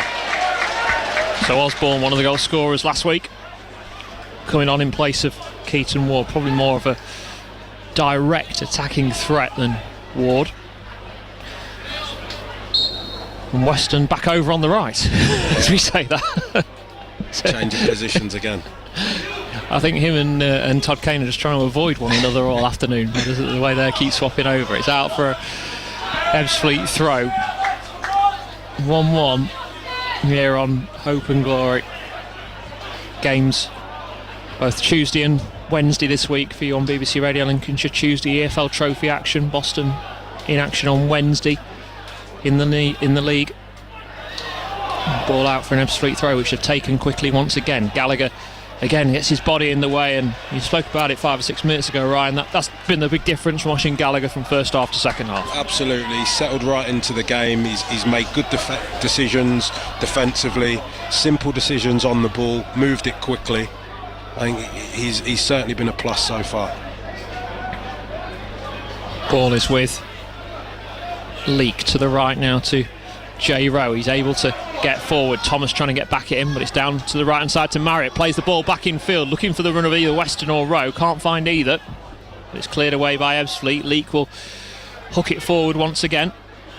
Weston steals the ball back for Boston, cleared away by Edsa once again for the visitors, but it's Boston coming forward as they have been for the majority of this second half. Still though 1-1 the score. It's with J Rowe on the right hand side, Hazel and Marriott in the box, out to Weston, being watched all the way by Dallison, back for Hill and J Rowe. Oh, lovely dummy and step over, plays the ball in towards the near post, and then once again it's the centre half Olagunju who gets it away. Really good bit of play there from Rowe just to create a bit of space. Ball wasn't great, but defended really well. There's a confidence from Boston United which has not been seen a lot this season as Cameron Green lines up the shot, and again it was always rising and goes into the building site behind the goal, but there is a real flow to Boston. I think so. I think the mix of playing down the sides, but now certainly without having the exact stats, kept keeping the ball a lot longer for longer periods now, playing through the middle of the pitch with Hill and Maguire, looking to switch the play. It's been good. It's been good, but as you say, no goal yet. No goal to show for it. So, goal kick for Ebbsfleet once again. Played forward, Thomas trying to hold on to it, Cosgrove there as well. Cleared long by O'Neill from the halfway line, one for Moncur to go and chase. Thomas will get there in front of the Boston defence, and now a little bit of space on the right hand side for Ebbsfleet to try and exploit. Green trying to block the cross, gets something on the cross, headed away by Maguire. It's back into the penalty area, cleared away by Leake this time. Now Hazel, can he lay it off? He can, into the path of Weston, urged forward. Boston with Weston and Osborne forward. It's played into the path of Osborne, sending a little wide. Osborne, yes! Yes! Sam Osborne scores for Boston. They lead 2-1. Fantastic, really quick counter. Ball into Hazel, fantastic set, which then played into Weston, was it? Slips in Osborne, another sub, very early on from coming on, fantastic finish. Brilliant from Boston, that counter-attack.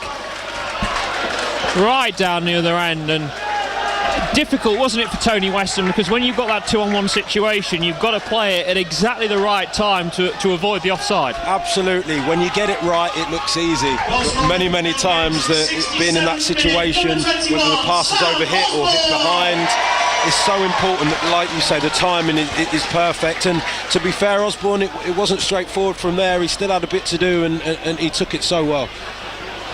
So Boston turning things around in front by 2-1.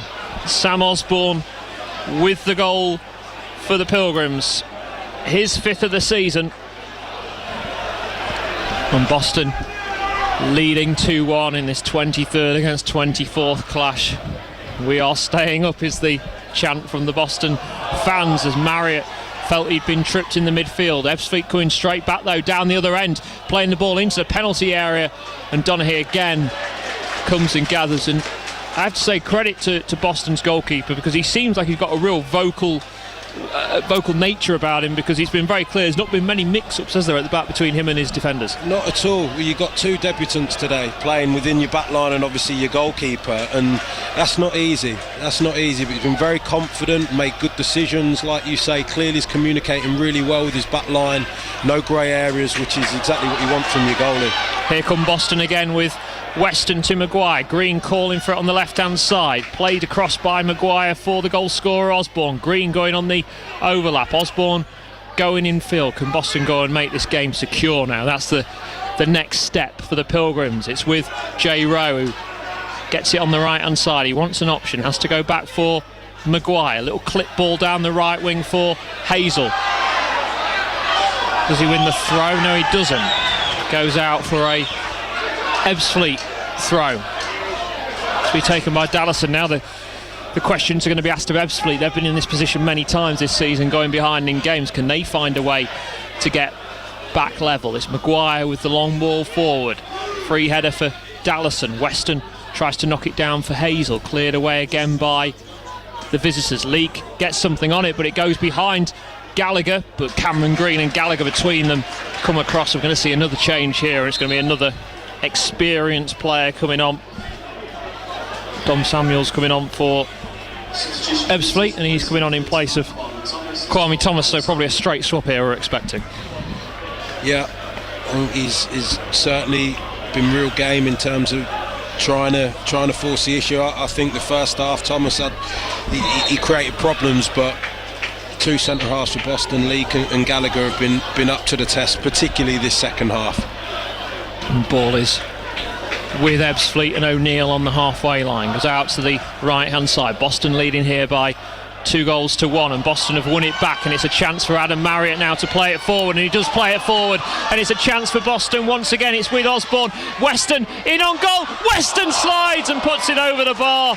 Great chance for Boston again. It was Weston and Osborne combining, and Weston couldn't find the finish. Still 2-1. Yeah, Osborne looking to return the favour there, and the timing and the weight was perfect. Just maybe kicked up a little bit for Tony Weston, but good move, real good move. And you feel now as the game goes on and Ebbsfleet try and open up to get themselves back in it, the counter attack from the two wide players, that is a real threat and a real way in which I think Boston can hurt them.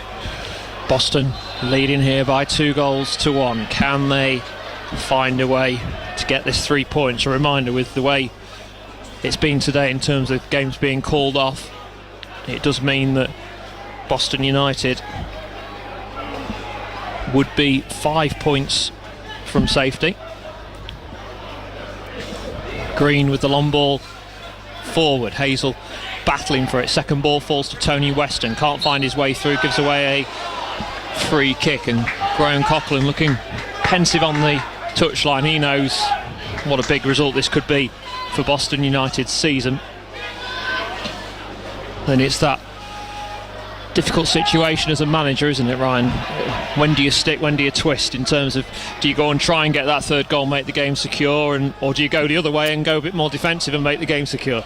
Well, I think at the moment in time it's so easy to say, but Boston just need to keep doing what they're doing. In terms of for me the chances are going to still come, because Ebbsfleet, while the games like this and the scores like this, Ebbsfleet are going to have to start chase or continue to chase it, but you then have to be solid yourselves at the back, which they've been so far, Boston. It's really important that happens, and then Ebbsfleet may run out of ideas, and there's no doubt, as I've said, that the chances will still come for Boston to try and get another one. But keep doing what you're doing at this moment in time is probably, I think, what the manager's thinking. Ebbsfleet with a throw midway inside the Boston half. Martin Woods is going through quite a vigorous warm-up routine. I wonder if his experience might be needed in this spell to get Boston over the line. It's going to be a long throw by the looks of it from Domi. Plays it short instead for Cosgrove, and the ball played off Domi. It'll be a Boston throw right next to the corner flag. Dallison, the centre half for Ebbsfleet, calling on his teammates to pen Boston in. J. Rowe just taking his time over retrieving the ball. Boston having come from behind in this game through goals from substitutes. Adam Marriott, the first half, sub-scoring in the first half. Sam Osborne, the second half, substitute, scoring in the second. It's been a dream day for Graham Coughlin in that sense, that his changes have worked, but again it's not done and dusted yet as Ebbsfleet play the ball out for a Boston throw. Reaction between 5 and 6 to this game, to Gainsborough's game at Baseford. That's currently 1-1, and to Grantham, who are 2-1 down at Coleshill Town in the Midlands Division. Ball is with Ebbsfleet and Moncur. Back to the impressive Olagunju, who's been able just to get his body in the way and block a number of opportunities for the Pilgrims. Long ball forward by Cousins, the goalkeeper. Flicked on by Samuel. Rowe will deal with that and clear it away. But it's Ebbsfleet who are just winning those second balls at the moment, but then Maguire's done really well to steal it back for Boston, and it's Weston trying to break down the right. He shoves off the challenge. It's Weston into the box, and Marriott was miles offside, but the challenge came in late there from Aroa, and it'll be a Boston free kick, and a great opportunity this to try and find a goal. Weston will be happy with that one. I think he just sort of caught in two minds and ended up playing the pass too late for Marriott's run, but the refs pulled it back, and again that situation came all about from defending well, and then counter-attacks are on when the spaces are open. are open for Boston. Cameron Green has gone and retrieved the ball here, and I think he's letting nobody else near it, by the looks of it. Jacob Hazel is there. I think he's saying, I'll go for the power, but Cameron Green's going, no, I'm going to turn into prime Gareth Bale here. That would be nice. And put it in the top corner. It's the number 3 for Boston. Green steps up, curls it, palm round the post for a corner. Keeper's done really well there because he's seen that late. I'm not sure if it went round the wall or through the wall, but he saw it late. It's a good save, good strike from Green.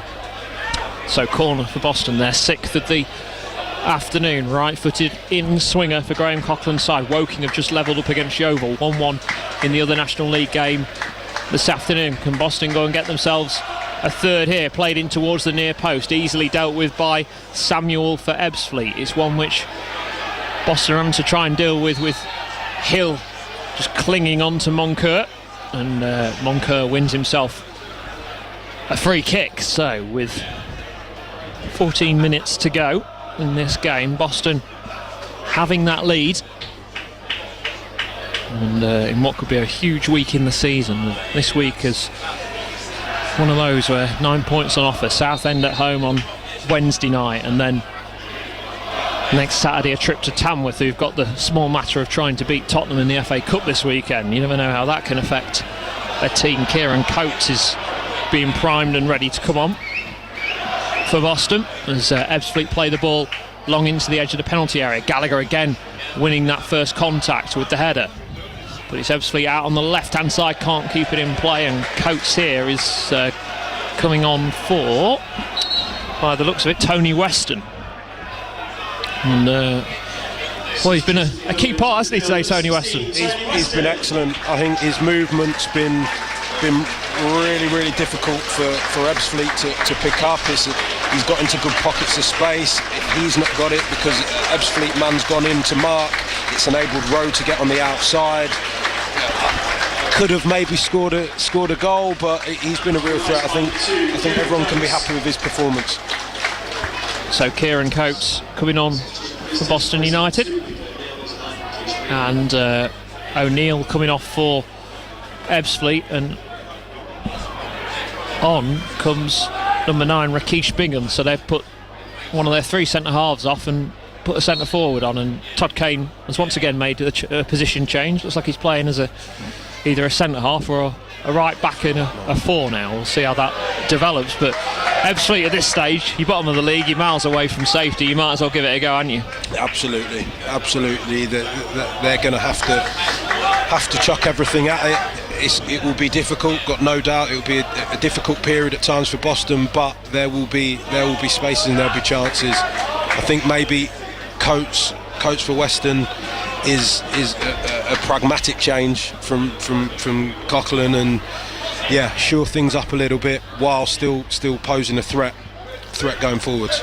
Coates in to the battle with Bingham, cleared long by the visitors. Gallagher has time to retrieve it and plays it back into his goalkeeper Donaghy, who's had a very quiet second half. He's been, like us, mainly a spectator in this second 45 minutes, as Osborne couldn't win the challenge up against Olagunji, who's now racing forward down the right hand side. Gallagher comes across to try and see this one out of play, and has done superbly there, and it's a goal kick for Boston. Martin Woods is going to be the latest change in a second for Frankie Maguire. The nuances of the National League is that you don't just have the 3 changes or 3 options to make changes. You can make 5 subs with 5 different changes, so which is hence why we're seeing stoppage after stoppage after stoppage at the moment.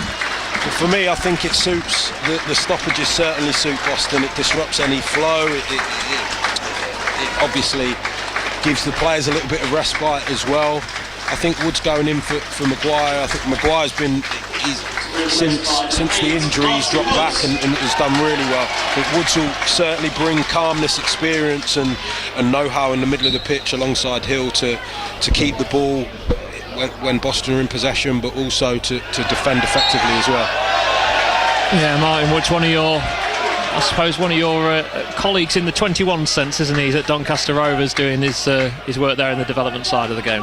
When before Graham came in, obviously, and Martin was looking after the team and had a few conversations with him regarding obviously Pemi and stuff like that. Really good guy. Our paths actually hadn't crossed so much in terms of his coaching role at Doncaster, but no, a real experienced head that can help.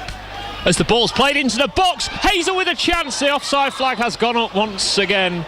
Won't count. We're on for maybe an FA Cup shock, and Premier League side Brentford, who were so good at home in the league, they're losing 1-0 against Plymouth, who only appointed their new manager yesterday. Former Lincoln City winger Morgan Whittaker has scored in that game to give Plymouth the lead. 10 to play here. It is Boston 2, Ebbsfleet 1 here on BBC Radio Lincolnshire. Goals from Marriott and Osborne at the moment, giving Graham Coughlin's side 3 points, but there's a nervous feel around the ground as Ebbsfleet come forward down the left with Domi. He cuts inside on his right foot, goes past another man. Domi then looks for the crossfield ball out towards the right hand side to Cosgrove, but he can't keep it in play. And where those moments in the first half Ebbsfleet were creating chances, they've just not been able to string those passes together in the second row. No, exactly that. Just that final bit, the final ball was overhit there. It's there's no doubt there's going to be some pressure. Another change obviously for Ebbsfleet. They're really going for it, and rightly so. Yeah, Max Montello is coming on, and it'll be Toby Edser who makes way. So, and it looks like there's going to be another change in a second as well. Looks like it could be Nathan Odekonyero, former Lincoln City youth player, who dropped down the levels but scored plenty of goals and got to move back up to National League with Ebbsfleet. Looks like he's being primed and ready to come on as Kieran Coates goes chasing after the ball for Boston. It's with Dylan Hill near the centre circle. Hill into the challenge, can't win it though. Coates though does steal it back for Boston, and Hazel's taken out. And while the referee has had very little to do in this game, and we've not really mentioned him, which is always a good sign. I think the ref's had a good game, and Domi there knew he'd timed his challenge late, and it'll be a yellow card for him. Absolutely, Hazel done well. He knew as long as he got there first and got his foot on the ball and his body in, there was nothing that Domi could do. So another free kick, good play from Hazel. Yeah, so Domi with the first booking of the afternoon, and Boston with a free kick. Cameron Green will take this free kick. He delivers the ball into the box. Marriott with a flicked header, and it's a comfortable catch in the end from Cousins, who bowls the ball out quickly. Challenge from Gallagher, brilliant sliding challenge, then he flicks the ball off, and Boston tried to get forward but couldn't do so. It's a long ball forward from Ebbsfleet, and that'll be one that is dealt with comfortably by Donaghy, and he'll take the sting out of the game. One of them, Gallagher, did really well, but because of the second part of the phase, he was out of position, but the ball overhit from Ebbsfleet, ran through to the keeper. Donaghy with a bit of a miscued clearance. Gallagher with a long ball forward, looking for Hazel. Knocked down by Dallison. Oh, Osborne nearly got there, but again it was Olagunju who gets his challenge timed to perfection. Ebbsfleet give the ball away. Gallagher, lovely pass down the left-hand side to find Osborne. Green's on the overlap. It's Osborne and Green. Hazel up there as well. Osborne this time makes the wrong decision, and now Boston have to be careful that they're not caught in that left-back position where Cameron Green is not there at the moment. Martin Woods has come across just to try and fill that void for the time being, but it is where Cameron Green should be. He's still trying to make his way back. It's Ebbsfleet into the edge of the penalty area. Curling effort! Oh, that is a beautiful leveller from Ebbsfleet out of nowhere. It's Moncur on his debut. It's 2-2. How cruel can the game be? That decision from Osborne, who's obviously got the second goal, but that decision to not lay Green in, counter-attack down the opposite, down the side where, like you said, where Green would be. It's a cut back, and it's a wonderful finish. Almost, I'm not too sure. I don't want to discredit at all whether it was a cross or a shot, but whatever it was a wonderful finish, and there's no way that Donaghy could do anything about it. Yeah, it's the fine lines, the fine margins of the game of football there. It really is, isn't it? As you say, it was that opportunity, wasn't it, to play the pass in from Osborne. He didn't do it, and It was always that worry where Cameron Green should have been. Is that where the attack would have come from? And it did, unfortunately, for Boston, and Moncur found the back of the net. So 2-2. Are we going to get any more drama with 5 and a bit minutes to play plus added time? Graham Coughlin does not look like a happy man. Well, the game, it come out of nowhere. It came out of nowhere. It wasn't like it was sustained pressure from Ebbsfleet at all. The opposite, in fact. And yeah, they'll be delighted. They'll be absolutely delighted with that. Yeah, Moncur on his debut, having joined on loan this week. Hill plays it forward, out for a Boston throw, and again the Boston fans just feel that things are going against them. Rowe throws it forward for Marriott, wins a corner for Boston. 7th of the afternoon. They've managed to get a goal from a second phase of a corner when Marriott scored. Can somebody make themselves the hero this afternoon? Gallagher forward, Leak forward, Kieran Coates in the box as well. Martin Woods will come and deliver this set piece, left-footed in swinger. 4 minutes left to play, 2-2 at the moment. Woods steadies himself, plays the ball, it's in towards the near post. Gallagher tried to get there, he's going to come back out for Martin Woods. He lets it run for a Boston throw. Woods electing not to take it, goes back instead to Cameron Green. Still Leak and Gallagher forward. Green delivers the ball into the box, headed away by Ebbsfleet, only towards the edge of the penalty area. Gallagher felt he's been fouled, and now Ebbsfleet have got a chance with 3 on 2. They've got 4-5 players racing forward in this. Boston need to get players back. It's Samuel down the left-hand side. Boston trying to get players back, blocking the cross, and it feels more like a cup tie at the moment, Ryan. It certainly is. It certainly does feel like that, and it's stretched and it's open, and you're not too sure now. It's amazing how things change games, or goals obviously change games, and Boston looks in control, but it's not looking that way at the minute. This game's anyone's now. Yeah, 3 plus added time to go. It's Ebbsfleet with the ball in there, attacking third, thrown in, and then back out to the left-hand side. It's with Bingham. Cross now comes into the box, headed away by Boston, only across the penalty area though. Again, it's a chance for the visitors, looking to work the 1-2. It's with the goal scorer Moncur, trying to work a little bit of room for a shot. Instead goes back out. Domi trying to get the shot away, falls to Moncur once again, and that wasn't far away from flying into the top corner. Gallagher gets there, it'd be another Ebbsfleet corner. Probably the most sustained pressure now in terms of Ebbsfleet in and around the Boston box. Good strike from Moncur. He's shown his quality already today numerous times, and Gallagher did excellent. We need to defend this set piece now. Yeah, another Ebbsfleet corner here then. They've already scored twice in this game, and they're going to go and get a late winner. The side bottom of the table, players going down in the box. It's cleared away by Boston. Now Cameron Green has it, got Hazel to his left, Kieran Coates to his right. Green is taken out there, and that will be an easy decision for the referee to make. Absolutely is Mantalo, is it? Who's been booked. He knew what he was doing. To be honest, he's taken one for the team there, and yeah, what could have been a dangerous attack is thwarted. So free kick for Boston, just inside the half, with Green. Plays it long. Coates gets up, wins the header. Marriott trying to force his way through. Again, it's Olagunju. Clears it away. Boston have the throw though with Rowe. Woods can't get enough on the ball back to Rowe, but it will go out of play for another Boston United throw. Are we going to have late drama? We're into the final minute of this game. Woods back to Rowe once again, all the way back now for Gallagher. Has to go back to Donaghy, who can take a touch. Clears long right-footed towards Kieran Coates. Flicks the ball on. Marriott trying to protect it for Boston. Gets his body in the way. Feels he's been fouled. Play will continue. I think Hazel would have been offside if Woods had got the pass to him. Another chance for Boston to load the box though here. Absolutely. It feels like there's been a lot of set pieces, or it's corners or wide free kicks for both teams. For both teams, can something happen from this?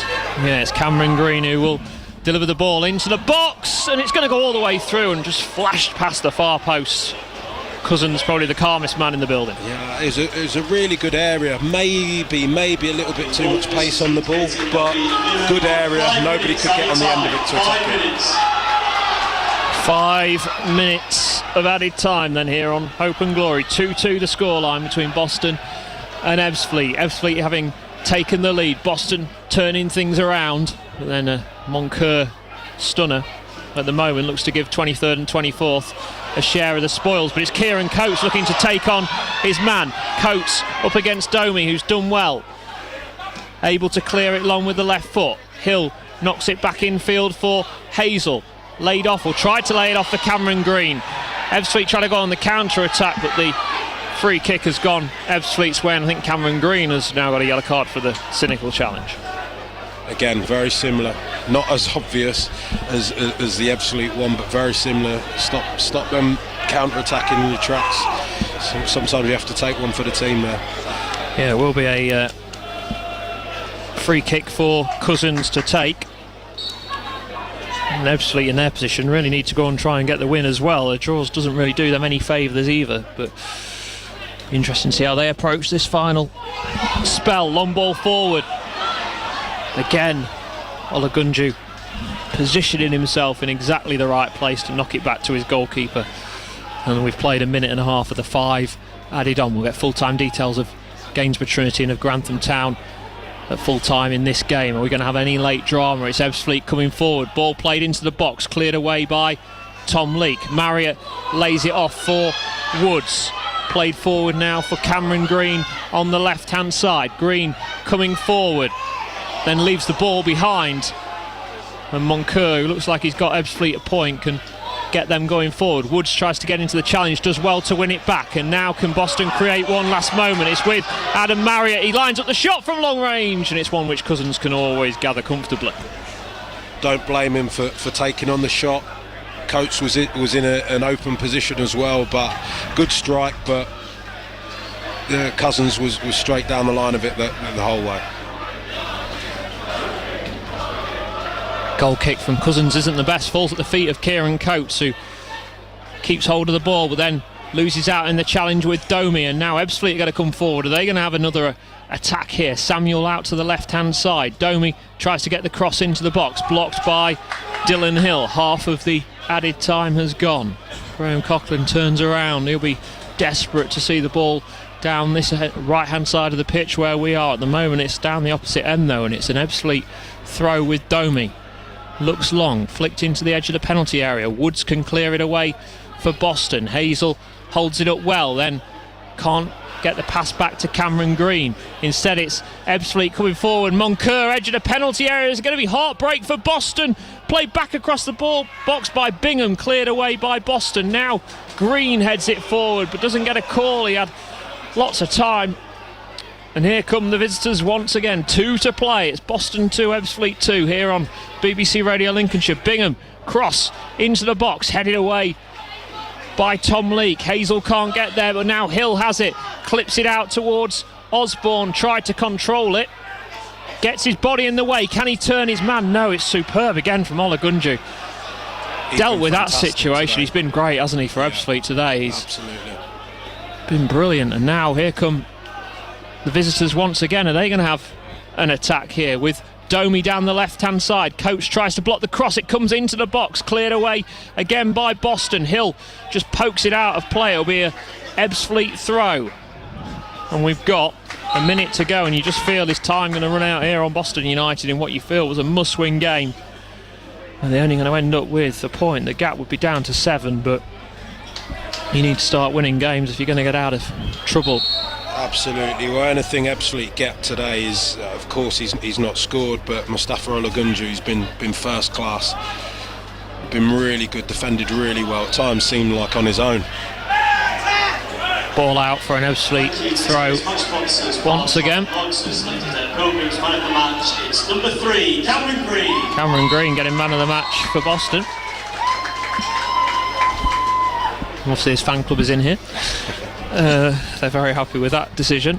And well, we've got about 10 seconds of the 5 added on to go. It's Ebbsfleet who have the ball. Rowe heads it away for Boston. Hill trying to get there. Ebbsfleet win it back though down the left hand side. Will be a Boston throw. The referee is he going to allow any more time? He takes a look at both watches, and that will be it. And is that where Boston United have let more points slip in their battle for survival? It's finished here, Boston 2, Ebbsfleet 2. Ebbsfleet having taken the lead in this game. Aaron Cosgrave making the most of the mistake from Adshed for Boston United to slot home into the bottom left corner to give the away side the lead. Boston came back strongly though, and Adam Marriott levelled things from a set piece. The corner dropped to him and he hit it low, right-footed into the bottom left-hand corner. In the second half, it was another substitute for Boston United who gave them the lead. It was really well worked, and it gave the opportunity for Sam Osborne to curl a lovely effort home into the side netting to give Boston a 2-1 lead, but they couldn't hold out. George Moncur, edge of the penalty area, curled it over the top of the goalkeeper Tom Donaghy and into the back of the net to give Ebbsfleet a share of the spoils. Ryan Semple has been watching this afternoon's game. It feels a deflating afternoon for Boston in the end. Absolutely, I think that's exactly the right word to sum it up, Rob. When I think now, I'm thinking about Graham Coughlin and what he's going to say to the players. I think large parts of the game was good. I thought that there was clearly an attacking threat and intent. There was, particularly in the first half, a lot of long balls that were dangerous balls that they had to defend. I thought that got far better as the game went on with Leake and Gallagher, and particularly on the counter in the second half, we caused so many problems. But key moments in the game, a mistake for the first goal, decision making in the second goal, and obviously a fantastic finish from George Moncur for Ebbsfleet second, means that you drop points in a game where you said it, you're desperate to get all three against the team that are bottom of the table, but you're just going to have to try and cut those errors out, and just with a little bit more quality, a little bit more composure in the final third, you score more goals today. But you've scored 2, and you expect, I think, to win the game if that happens, but it's not to be today, and they move on in, like you said earlier, a big week. Key moments in games always decided, but it was that 30 seconds or so, wasn't it? Boston had the counter-attack, Sam Osborne made the wrong call, Cameron Green was out of position, and it was down that side that Boston in the end have dropped 2 points from. You could almost feel it coming as soon as that ball was given away, and I think the crowd felt the same, and Ebbsfleet capitalised. It was impossible for Green to get back in.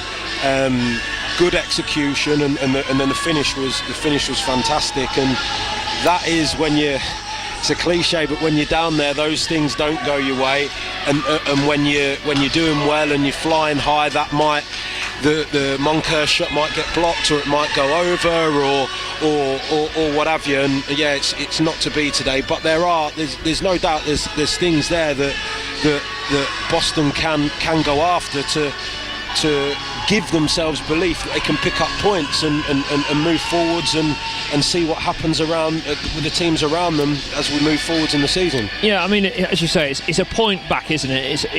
You get the gap down now to, you're getting the gap a little closer, but at the same stage, you just want these situations to go in Boston's way. When you're playing teams in and around you, if you've struggled against teams in mid-table and above, you need to go and get points against those teams in and around you. You do, and the manager spoke about building on last week in a different competition against the side that are flying high in this league, and building on that, and it proved that they can do it. They absolutely can do it. But coming back into league action today, and you rightly point out, against teams around you, you've got to get points on the board, and you've got to turn obviously losses into draws and draws into wins, and I think today they'll absolutely feel like it was a game that should have and probably needed to be won. So finish here, Boston 2, Ebbsfleet 2. We will get reaction from Graham Coughlin and the Boston United players as well between now and 6 o'clock. Not the only game though involving the Lincolnshire side today. Gainsborough Trinity have been in action at Basford United. With the full-time details, Dale Story.